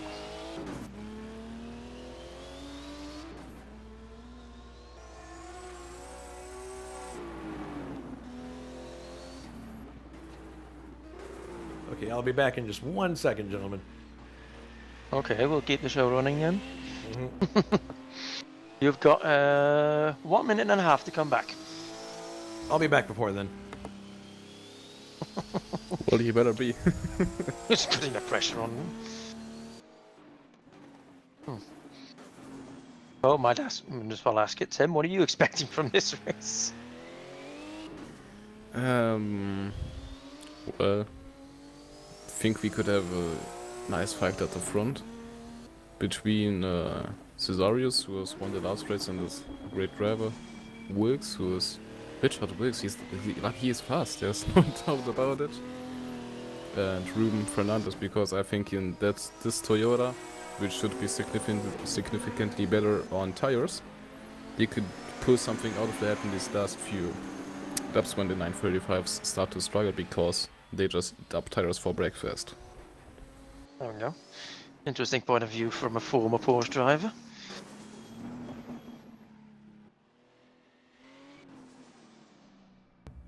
I'm back. Welcome, Mark. Yeah. No, my laptop is running out of juice. I just wanted to plug it in quickly. Okay. So here we are, 30 seconds. And Wilkes starting at the front. This should be interesting.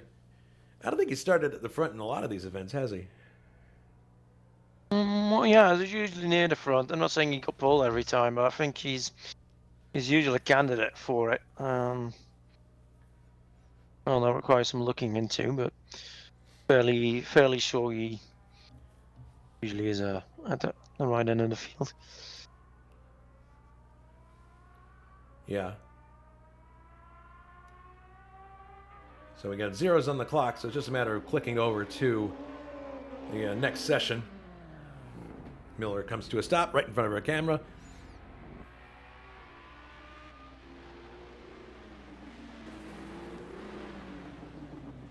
And there's a saying on the YouTube chat, "Go Wilkes, you can do it."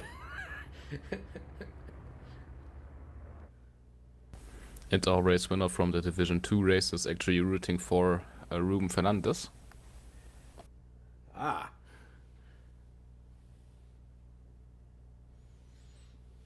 Okay. I don't know how much practice Rubens has had in that beast of a Toyota, but we'll see. All right, heading to the race session now. 24 laps on the board. Get set for Division 1 in 1978 DRM.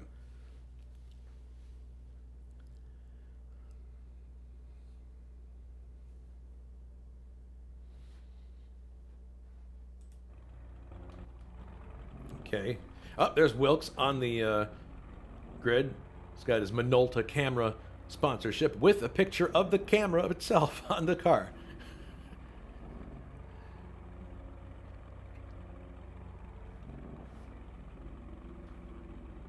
Okay. So once they start rolling, we'll start the grid progression here.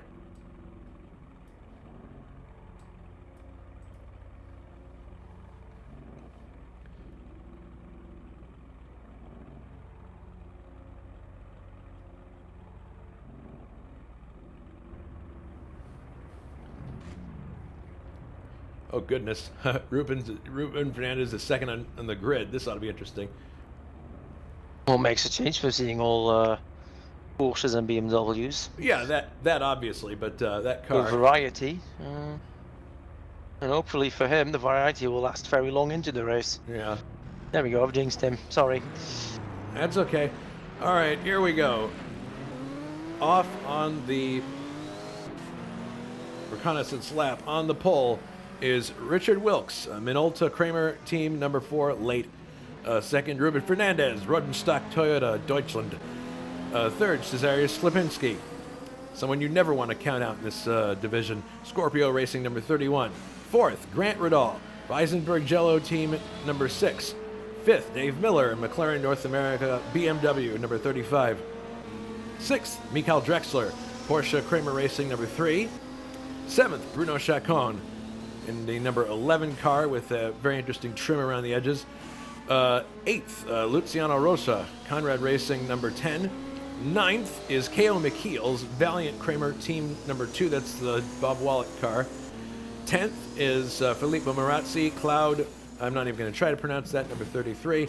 And rounding out the field is Francisco Amaral and the Max Moritz Jägermeister, number 5 entry. Should I give you a lesson how to pronounce that sponsor? Or? Yeah. A little late now, but yeah, most likely. Oh, we'll give you a crash course for the next race then. Okay, sounds good. All right, Wilkes bringing the cars around. And the challenge, of course, will be to box them in together in a nice grid formation before the, or during the chicane, or just right after the chicane. We do know the pace car, having seen the first race, slows way the hell down. It does. Right before you get to, the chicane. There it goes, slamming on the brakes, brake checking the whole field. Yeah. Which catches a few people out. Yeah, I think everybody's all right though. Coming around off the final turn. Will we get a start? It appears we will. Yes, the race is underway. Division 1. Yeah. Here comes Wilkes into the Cesarius corner. already looking on the inside. Ooh. Yes, Cesarius up one position, looking on the inside of Wilkes, but no, Wilkes takes the corner, and he is going to slip back behind Fernandez as well. So Wilkes in the lead, Fernandez in second, Slipinski is third. Heading through this series of corners, Grant Riddall is in fourth place, Dave Miller is in fifth. Well, apparently the drive-through for Fernandez. What? For Wilkes too, if the sign is correct. Wow, I wonder why that is. Did they pass waiting too before? early? They passed before the green was given. This is When strange. I was going through the grid, I did see a gear and a ratchet thing in the corner that. Yeah, just, so did I. Yeah. I think it's rather. I mean, maybe they got a penalty for accelerating too early. Probably I can't ask them. But look at this, Fernandez right with Wilkes right now. He's definitely staying right with him.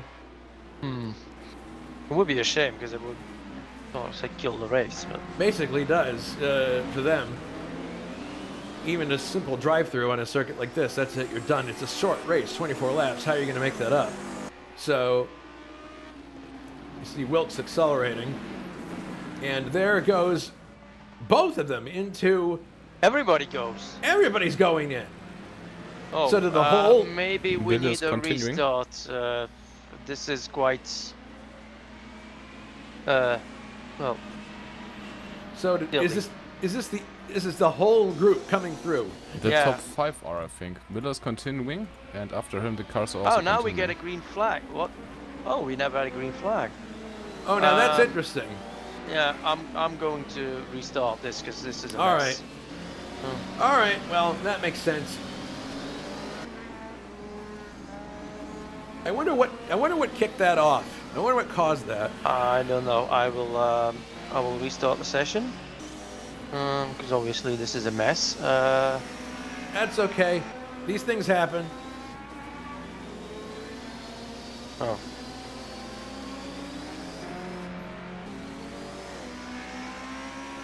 Not the thing Wilkes needed when he has No. the pressure to score the win today. It's Yeah, just- That was an interesting start too. It's too bad. yeah. I will have a quick right. check if there is anybody who can ask what happened. I'll be right back. All right.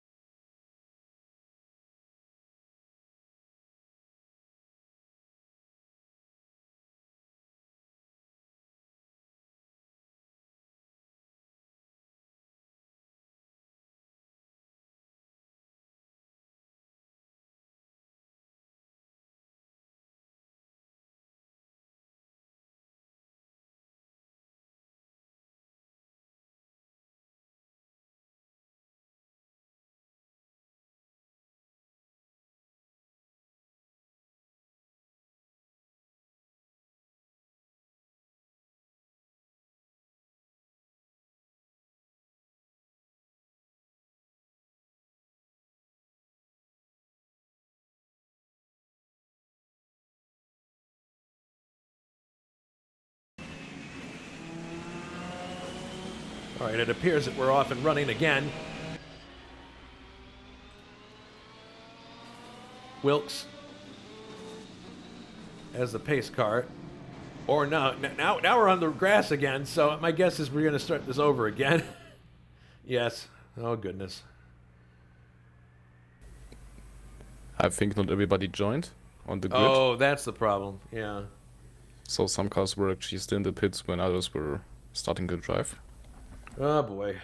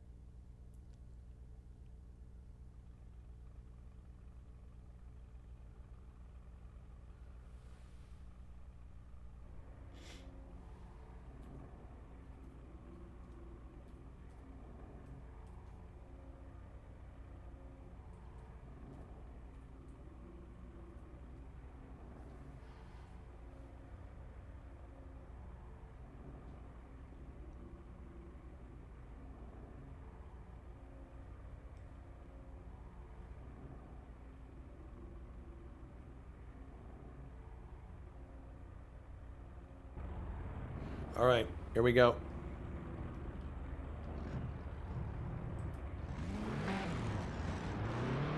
All right, we're off on the pace lap once again, it appears.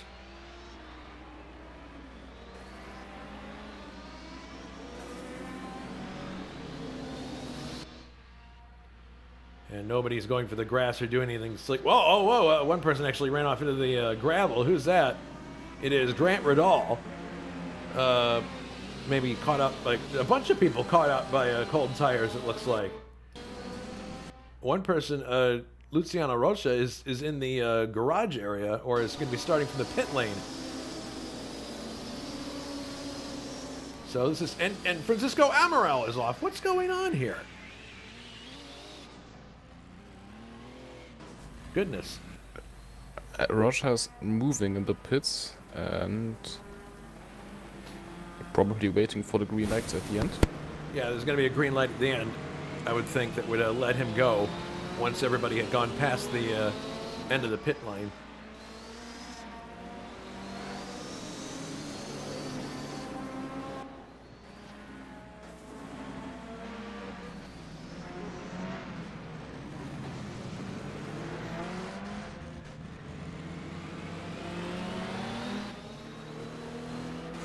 At least Andrews likes it interesting, so we have him entertained.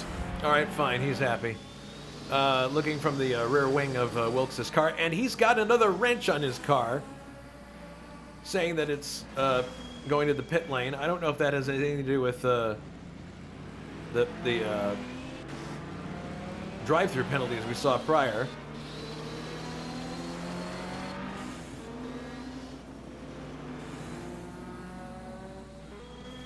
All right, last chicane here.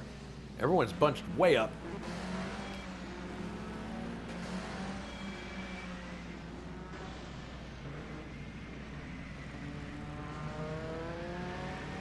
All right. Everyone coming back to the front here. Let's see if we get a proper start this time.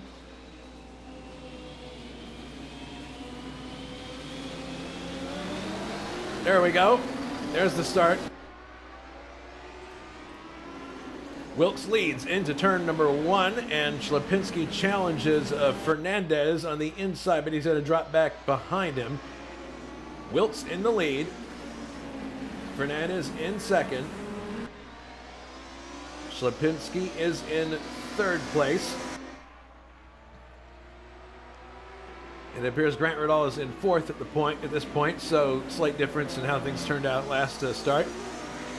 Here we go, heading for the first chicane. Hopefully there won't be any funny business up here.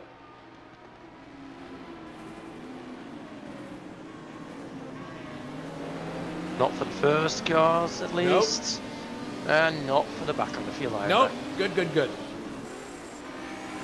Wilkes stretching his legs now, trying to get a little bit of space between himself and Fernandez, but no.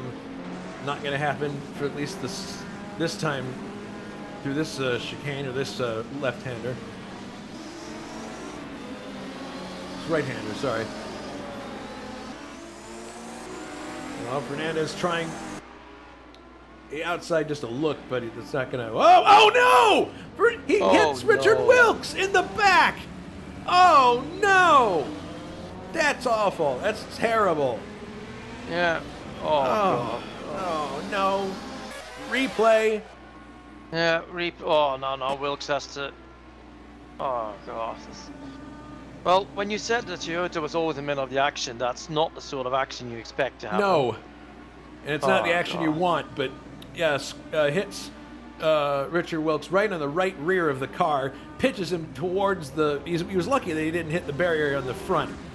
Yeah. But that car is going to be damaged, no question about it. And yeah, makes a rather clean rejoin, but good grief. Yeah. He must be just absolutely livid. Well, we're going to climb up the field now, but yeah, not sort of reason why you want one. No. I think Fernandez just got caught up by the better brake ability of the Toyota. Used Probably. His normal braking point, but the 935 isn't good at braking, so... Yeah, maybe a bit little kiss. Too excited by the heat of the moment, and then... Yeah. The adrenaline rushing through his body. Yeah, it's probably the case. You can get too keyed up at the start of a race sometimes, and it'll catch you unawares. All right, look at this. Grant Riddall now trying to take. He's defending himself against Schlapinski for the lead, but no. Schlapinski darts in behind Grant Riddall.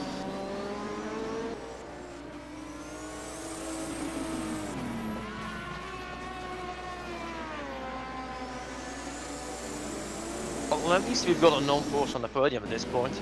Yeah. W. And behind them is a traffic jam forming, and Wilkes is taking Amaral, I think. Yeah, that is Amaral. So Wilkes already up 6th, and probably already sizing up Keio and Bruno in front of him. Bruno running nicely in 4th, by the way. Yeah. Yeah. Miller running 3rd, Bruno in 4th. And Ruben takes Drexler for 8th place. So he's also busy with a comeback. And so is Drexler. Oh, they hit. Oh, yeah.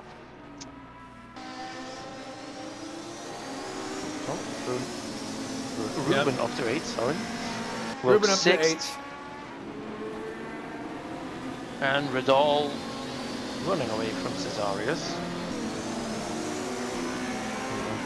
Well, we'll see what happens. It's we're only on lap 3 of the race. Yeah, we'll try to try everything.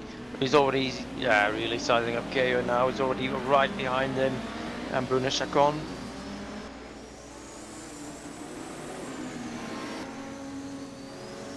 Yeah, it's funny. There's a wrench on the inside too of his car, as if he needs to pit. But whatever. Yeah, I give them with every car.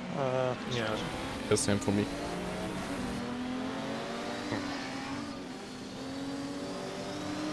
What a nice little queue there for 4th place now. 5 cars. Yeah. Oh, McKeel's. Yeah, McKeel's all over the place, trying to get by Bruno. I don't think he could have braked 1 inch later. Yeah, his car was slithering all over. His Toyota. Is he going to try to... Oh, he dives up the inside? Yeah, I don't know. Locks up. Well, jeez. Good effort. effort. Made it work. Wilkes gets a loft up from the end from Amaral. And there goes Wilkes out accelerating Bruno Chacon. Yep. So that's another position. Wilkes up to 5th place. Yeah. Now he's got KO. Yeah, something tells me that won't take long before he goes for it. And we have Ruben already look at the back of Amaral.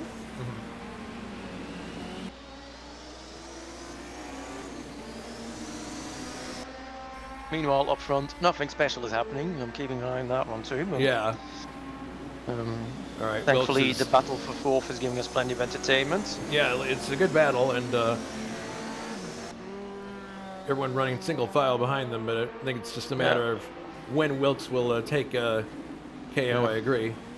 Yeah, well, so Ruben clearly has the edge in the corners. The problem is there's a lot of Porsches running in front of him. Yeah. And they didn't corner very well, apparently. Yeah, oh, and as he looks on the Whoa! inside, outside of Bruno Hey. Chacon, whatever sense it is.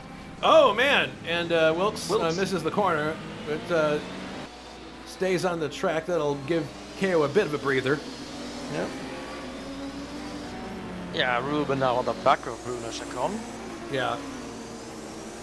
Something tells me he's going to try on the inside the next corner. Yeah. There he goes. No, Ah, not here. yet. No, not close enough. Whoa, Whoa, yeah, whoa. not the way I was expecting it, but there we go. Oh. Whoa! Oh no! Look out! Okay, calm down, calm down. Shortest way from A to B is a straight line, but that doesn't mean that straight Whoa! line. Dang! And the morale goes in the gravel. That opens a gap between KO, Wilkes, and the three followers. Yeah. There he goes by Chacon, Chacon. Now he's got morale. Amaral in front of him. The handling of that Toyota, it looks like you throw the thing in the corner and it's like, oh, let's see what happens. Yeah, it just reminds you of the BMW. You might have a chance up the inside of, inside of Amaral here because, Well, he's giving him all sorts of room there. Amaral went on the grass there, so he lost Yeah, some. I think Amaral's even putting himself into target of Bruno Chacon there. Well, no, not. Yep. And Wilkes still hasn't gotten by KO. He's his trying, though. Grant is 15 seconds now, so that's, I'm not going to say shot for the race win, but Well, He needs Grant, a lot of luck.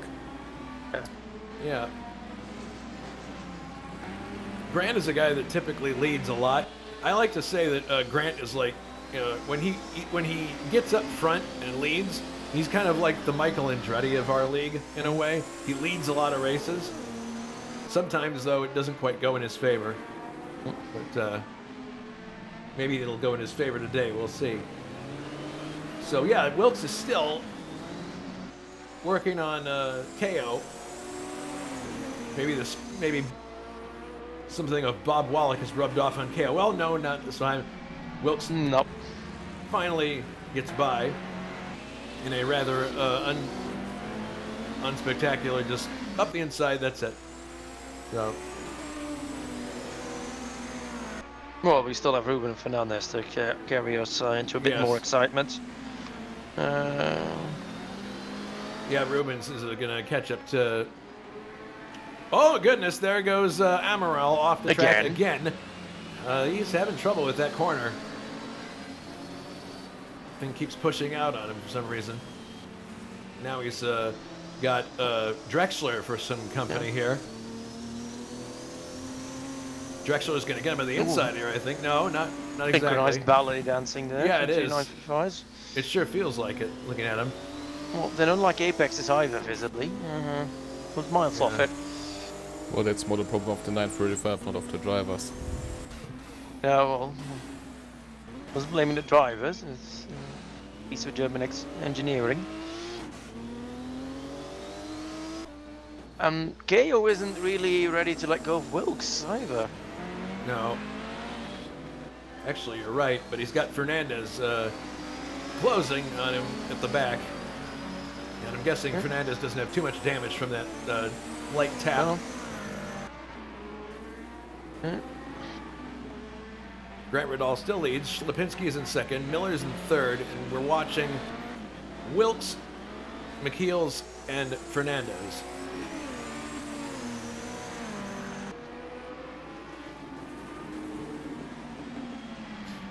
Into the corner they go, and it's really cool. It's cool to see how these cars perform differently, the Toyota and the Porsche. It does. Very, very different lines, different behavior of the cars.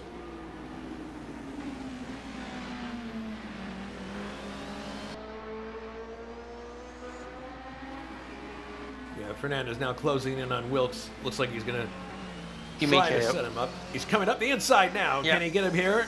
I don't know. No, the no. Porsche has more power, but...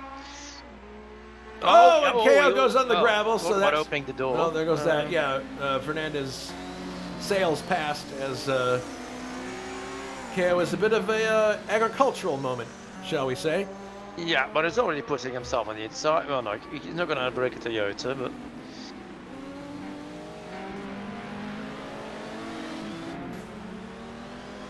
And meanwhile, Grant has opened a 6-second gap on Cesarius. Yeah. Dave Miller another 6 seconds back, and then it's 7. Ooh, KO. 7 seconds to Oh, Wilkes. Yeah, well, KO misses the chicane. someone's trying hard. Yeah. He's in 6th now. Chacon in 7th, and the threat from Amaral. And both being watched by Drexler. We should get Drexler some popcorn. Well, given the bag soon enough. There There he we goes go. up the inside, Amaral, but doesn't quite get there. He's just looking for the right opportunity here.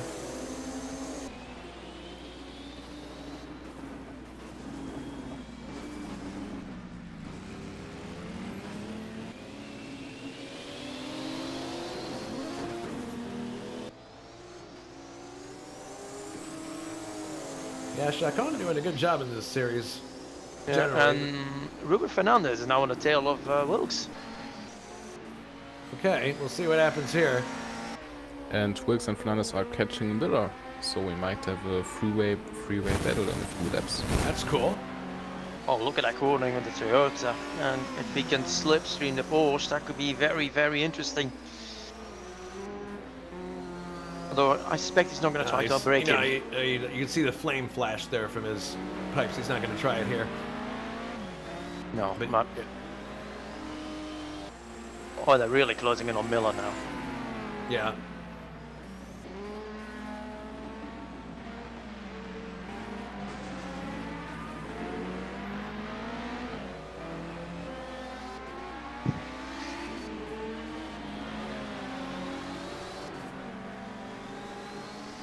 Good exit there for Fernandez. Yep. Oh, and Amaral hits Chacon, who was having a slow exit from the chicane. Uh-oh. And now we've got a freeway battle for 7th. Drexler up the inside! Oh! Oh, man, no. Lots of Meanwhile, action back Fernandez has dropped time to Wilkes. I'd say he... Well, he's just losing it to the superior power of the Porsche. I think Amaral's going to try to outbrake Chacon here. Here he goes up the inside. Yes, oh, he neatly executed, and he stays on track for All once. right, good. Yes, there you go. Well executed. It's fairly exciting for an 11-car race, really. He's got battles all around. Yep. And so far, no retirees.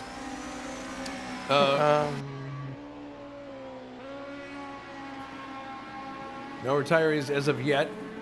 Ruben is staying with Wilkes. He had a good exit off of that corner, but I don't think enough to outbrake. No, do it. Nope, not enough.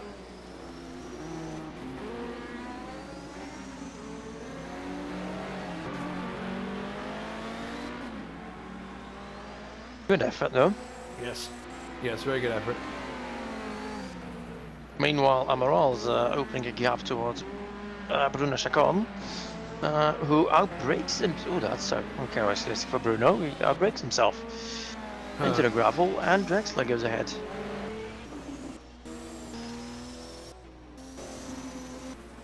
And as we get to the twisty bits, Ruben Fernandez is again sizing up Wilkes. Yes, yes, he is.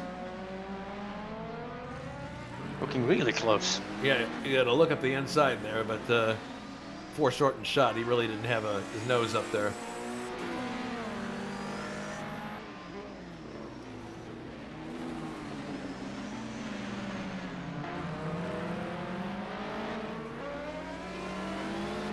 Miller just ran a little bit wide in the last chicane, probably feeling the pressure of the Toyota and the Porsche behind him. Yeah. Oh, we're looking on the inside. Oh, yeah. Amaral having issues again. Yeah, well, there's a nice trap fourth now because Wilkes just took Fernandez back. Oh, And he looks on the inside again. And meanwhile, they're really closing in on Miller. man. Yeah, this is eventually going to become a 3-car battle. There's Miller right there. 3-car battle, 3 different cars. Yeah, that's pretty sweet. Coming off final turn.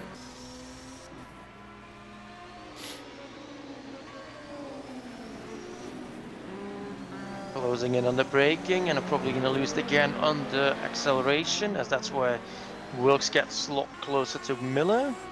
Yep. But Wilkes has to back off early for this turn, which allows Fernandez to get closer again. Man, this is gonna get really interesting in a second here, because once Miller becomes part of this scrap. Yeah, they all have their qualities, but that's a nice thing. It's not 3 identical cars. Oh, look at that. Oh boy, he's got a big run now. Wilkes already outside. Seeing any moves? Well, that was not the place to be for that corner, unfortunately. But yeah, he's definitely able to. Well, I think if he hadn't blocked the inside, I think Fernandez would have tried it.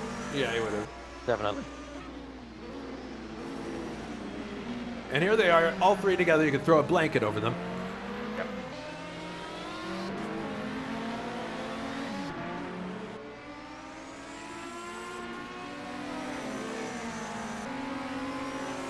Fernandez, what's he gonna do? Oh, he definitely rolls through the corner with a little bit more speed, but then there's the grunt of the Porsche that you see on the exit. Does. Yeah. Here he comes up the inside, but he just can't quite get a foothold.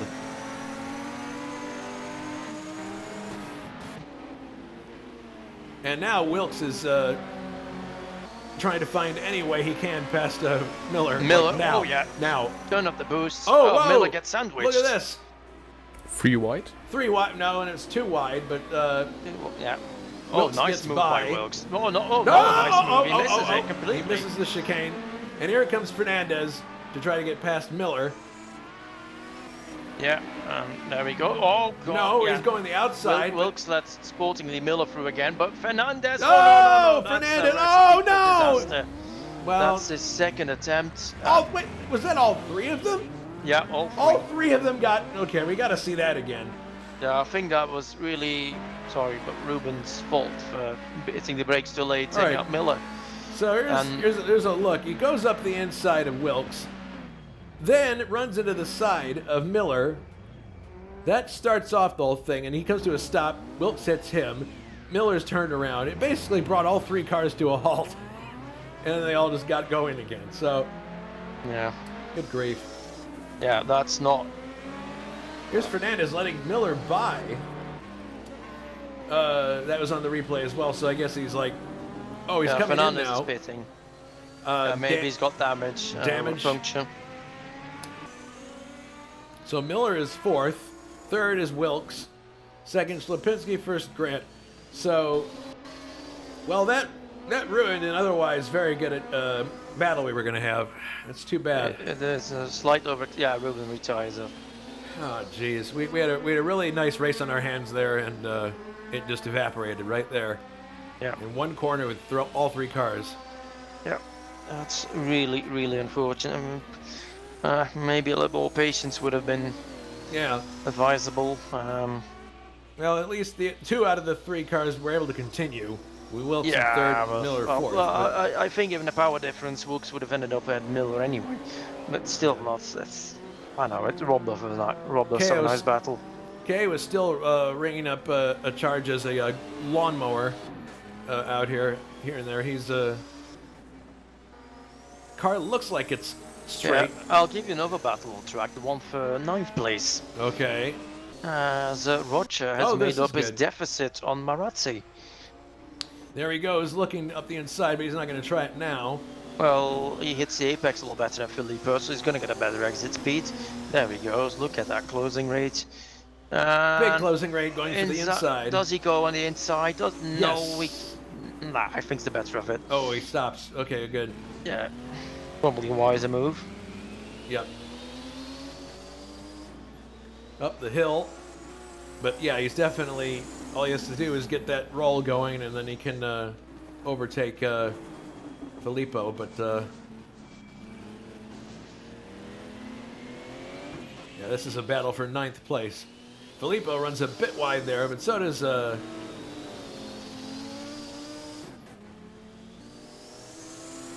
Rocha.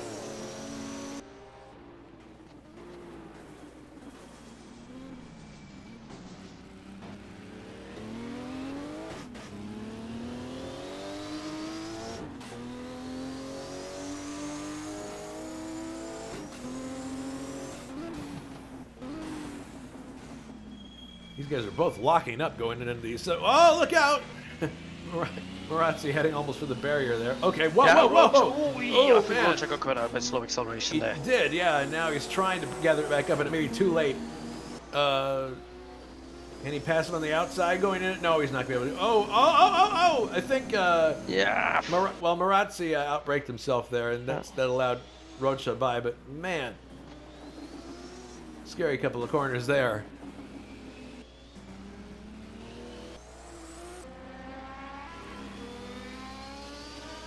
Yeah, pretty quiet up at the front now. Here comes, and we're past halfway. Grant Riddall in the lead. About 9 seconds back in second place is Cezarius Lipinski. We've seen him run away with races before. Looks like Grant's taking a page from his playbook. Wilkes is third. Miller is fourth. In the lone BMW. Fifth is K.O. Michiels. Sixth, Amaral. Seventh, Mikael Drexler. Eighth, Bruno Chacon. Ninth, Rocha. And 10th, last car running, is Marazzi. So are there going to be tire issues with these cars, you think? Well, I think the best man to ask is Tim, because I've never done a full race in these cars, and he has.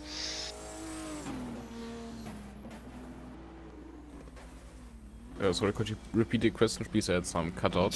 Tires, Yeah, it's our fault at the end of the race. Like, I talked about it earlier. They are done after the race. Yeah, it's really, if you can save the tires and put a boost down, you just do it. It's the most valuable option.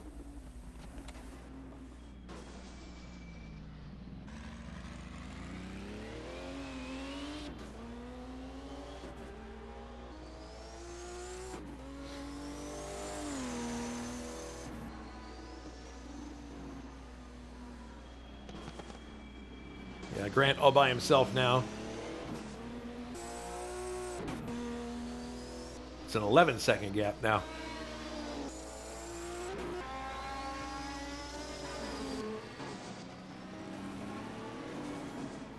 Yeah, the best battle on the course is the battle for 8th place right now between Chacon and Drexler.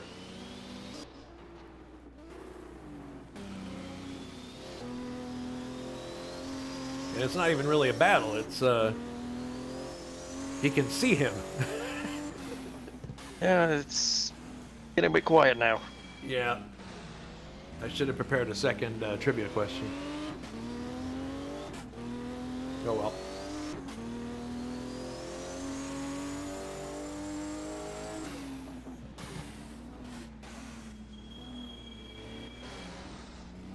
Looks like Bruno might be closing a little bit here on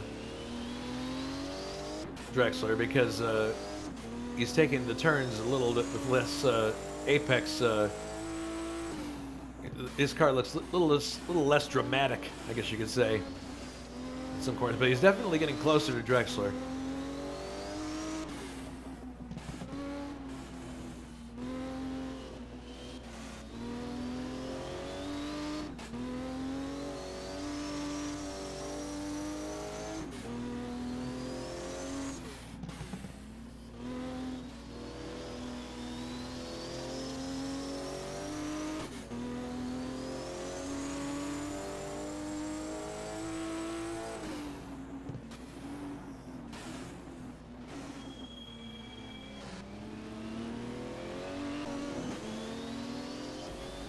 Interestingly, Dave Miller is sort of coming back in these last few laps to Richard Wilkes, probably because of tire wear.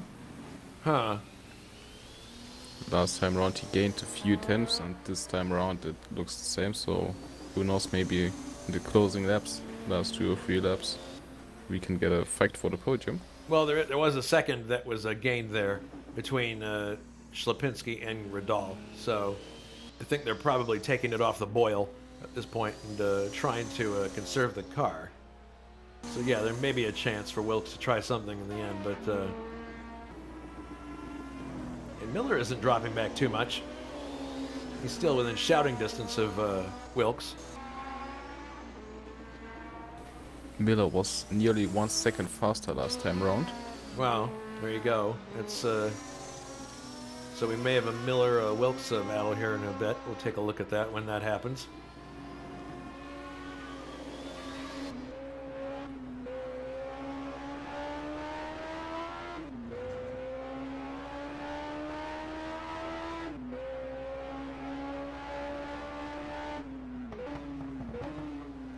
Yeah, Miller is 3.2 seconds behind Wilkes and about 7 seconds ahead of McKeel's.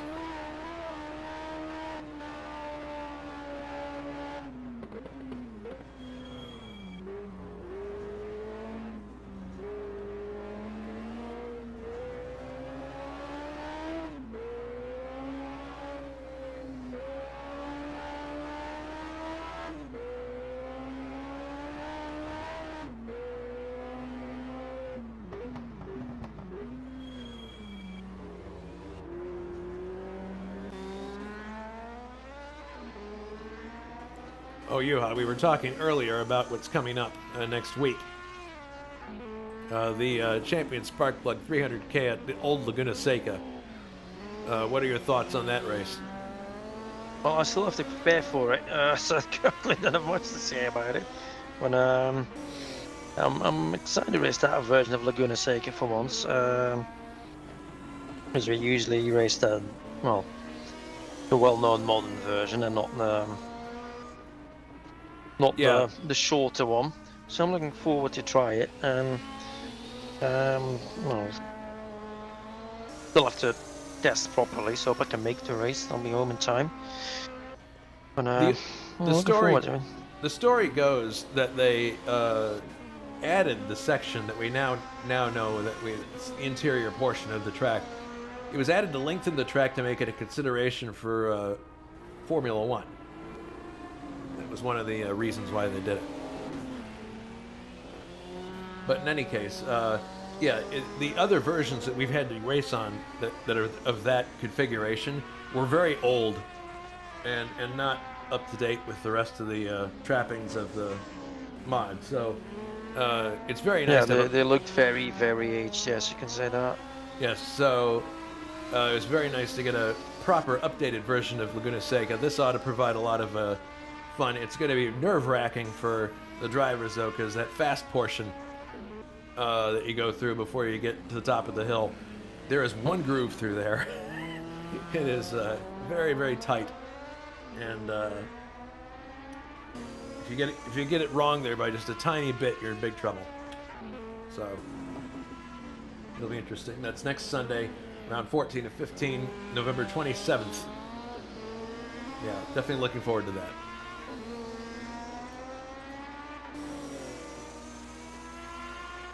Well, I hope I'll be home in time to make the race. Put in some practice. Yeah. Well, you got to for the Rainer people. You're under contract with them. Well, contracts can be broken. Yeah, it depends. I hope to make it.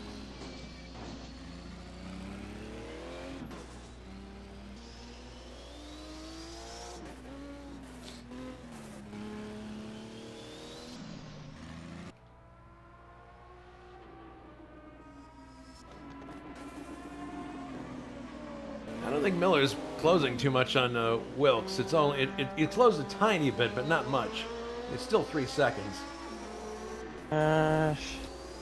He gained 1/10 around the last lap, to be precise. Okay, yeah, and KO, he's actually He's putting A lot more further distance. back. Yeah, a lot further. KO is now 10 seconds back. He's putting more distance between himself and KO. Hmm. And Francisco Amaral's on his own. Drexler. I'd say currently everybody's running on his own. Well, Drexler and Chacon are close together, but I think Drexler finally got by Chacon. Rocha is all alone in 9th, and Marazzi back in 10th. That's the running order. Ooh.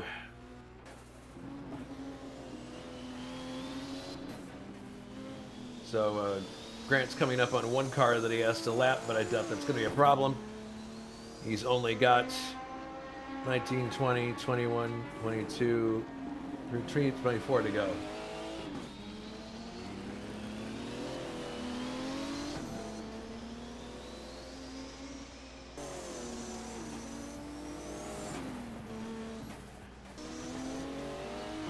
And the gap is about the same. It hasn't changed much at all. It's just between CC and Grant Vidal. It's like 10 seconds or so.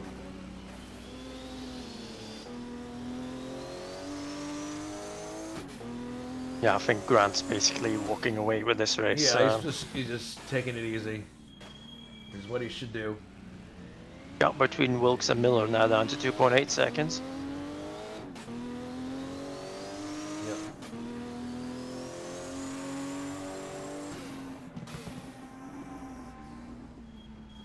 As Grant comes up to lap Filippo Marazzi. I think he's the first driver to be lapped. Yeah, in this race, definitely. In real life, apparently, this Division 1 race is a mess. The car that's driven by Francisco Amaral is driven by Shurti, led until lap 19 when Hezemans took the lead. And Hezemans' half shaft broke shortly after, and that was enough. The broken half shaft damaged an oil line, and a fire was the result. This put Shurti into the lead, but he got a puncture, meaning second place. Fitzpatrick was catching rapidly, and once Fitzpatrick could see Shurti, the car that was a lap down crashed into Fitzpatrick. So sounds like the race we're running here, kind of. It is. Yeah. I'm just having a look at the forum, and Ruben Fernandez has already apologized for winning both Richard and Dave Miller's race. Saying he's very disappointed with himself.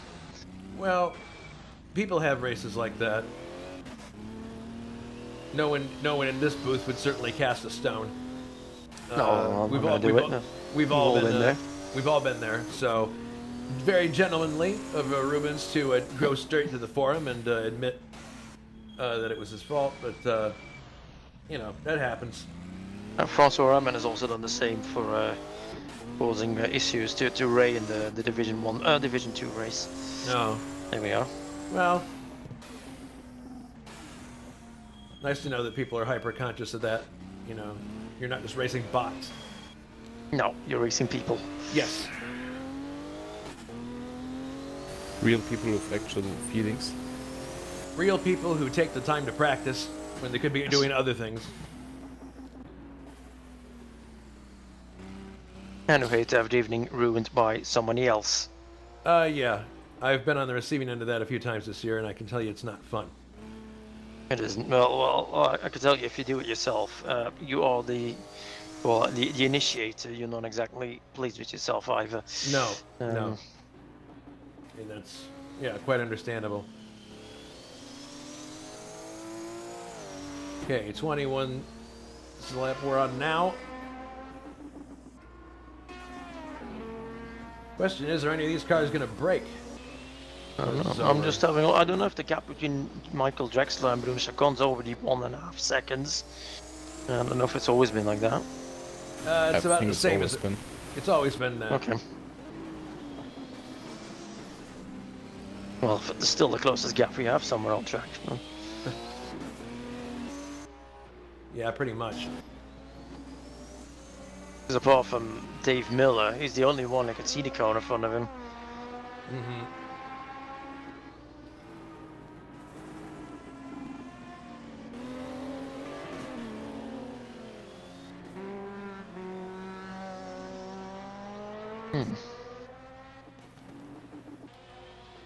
I don't know if KO is running a stream of this. He usually runs streams of his own races. Could be. I know he tested this morning. He was actually going to use a VR headset, I think, Oh yes, he was for this race. Yeah. So I don't know if he's actually doing that or not. But I can tell you, I would not want to drive with a VR headset. I'd get sick very quickly. Well, he should drive with a VR headset more often because he's driving a exceptional race today for his season so far. Huh. Well, whatever it's doing for him, it's good. I mean, he's running 5th. I'm just thinking this means Anders will be our Division 1 or DRM overall champion from the end of this race. Yeah. Okay, so how did this is we talked about this. There's certain things that can happen. Well, one thing that needed to happen is Wilkes to win this race and the next one, and that's looking fairly unlikely at this point. So that means that Anders Nilsson would be the champion. Yes. I see. All right, so well, we will have one thing decided, and of course, Anders, of course, is not on track, so we can't see donuts from him. But No, we cannot. but we might grab a chat with him at the end here. We'll see. Depends if he wants Yes, to. the only thing which I think isn't decided is a Division 1 championship. Seeing if they end up in the same I thought it point was just, table. There was an what do you call it? Honorific title. Thank you. there's an honorific. Yeah, it was because I thought it was just like one. the first. Yeah, there is one, but the Division 1 champion is basically the one who ends up highest without scoring the overall title. That's the point. And as it stands now, if Grant's not a factor in this series, I think Grant. I think Grant actually even scored a point in this thing. No, Grant scored no points in the series. no, so far? no, he hasn't. That's odd. Ray did, but not Ray Grant. did, but I don't think Grant raced in this series. Hmm.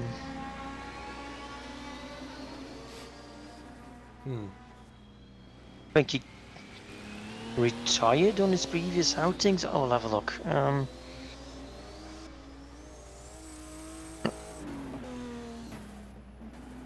No. No, every race he did, he scored outside of the points. Okay. That's right. So let me have a look. If Grant wins this, that's nice for him. Schlapinski, would you have 15? And Wilkes 12. Which, oh yeah, that gives an exciting battle for... well, even for, well, first division 1 car, but also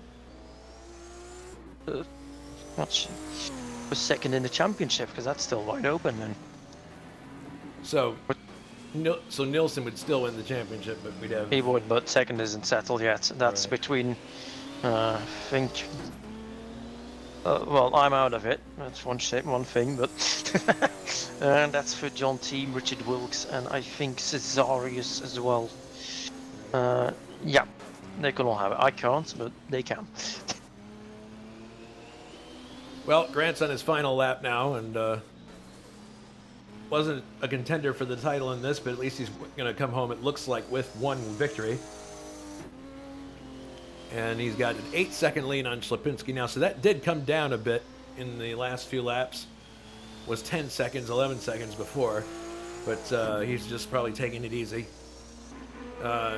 Really unfortunate that those incidents with Rubens. I was really curious to see how he would get on in the Toyota, but maybe he just didn't have enough practice in the thing to just get attuned to how it drives.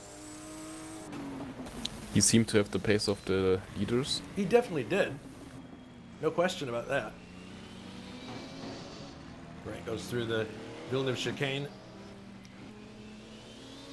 Cesarius made up 2 seconds this lap, or Yeah. now 1 according to the delta, so taking it easy probably. Yeah. One more race after this one, but this one certainly provided these two races provided quite a lot of intrigue. Some that we liked, some that we wish we didn't have to deal with. But in any case, here comes Grant Riddall down to the final chicane. It's just two corners to go. And it's going to come on to the front straightaway. Heads down the front straightaway and acknowledges his crew, takes the win here in Division 1 at Zolder. Very well driven. And here comes Slipinski taking second place.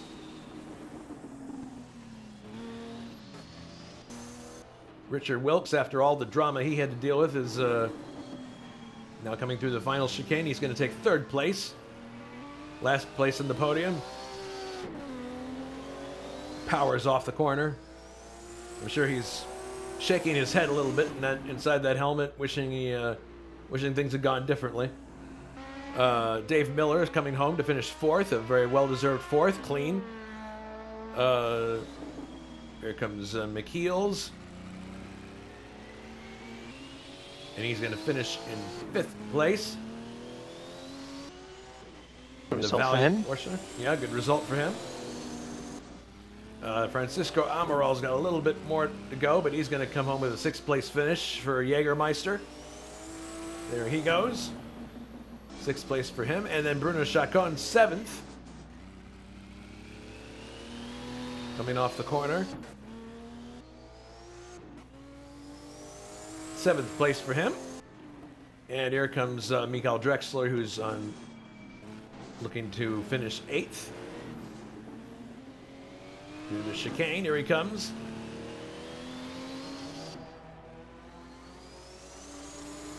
Eighth place for Drexler, and ninth place for Luciano Rocha. And here comes Marazzi. I think he's already finished. Marazzi's already finished in 10th place. Yeah, he was lapped. Yeah. And the one retirement was Ruben Fernandez. Interesting, another race with no engine karma cues. So it was all just carnage or accidents or contact. Well, makes a welcome change. Yeah. All right, so that was the Zolder edition of the second Zolder edition of the 1978 DRM. Interesting, but it does mean that Anders is the overall champion of the series, and he'll get to go into the final round of this championship with that in mind, and knowing he just can have fun. Whatever happens, happens. But definitely been an interesting series so far. Looking forward to having one more round with this. It's one more race, right? It's one more race, yes. Yeah, that's what I thought. So looking forward to seeing that. So we're waiting for anyone to jump into the green room. No one has yet. Remember that coming up next week, we have the Champion Spark Plug 300K, round 14 to 15 for the 1987 kart series. And the green flag for that starts at 2000 CET, Sunday, November 27th. That one I think will probably produce a lot of hair-raising action for Mr. Osserklint to take in, because as I've mentioned, it's a very narrow course, and you don't have much room to make a mistake there. Even there's a lot of dirt off to the sides, but once you get into there, you're pretty much on your own missile, and you're not coming back. You're going to hit a tire wall.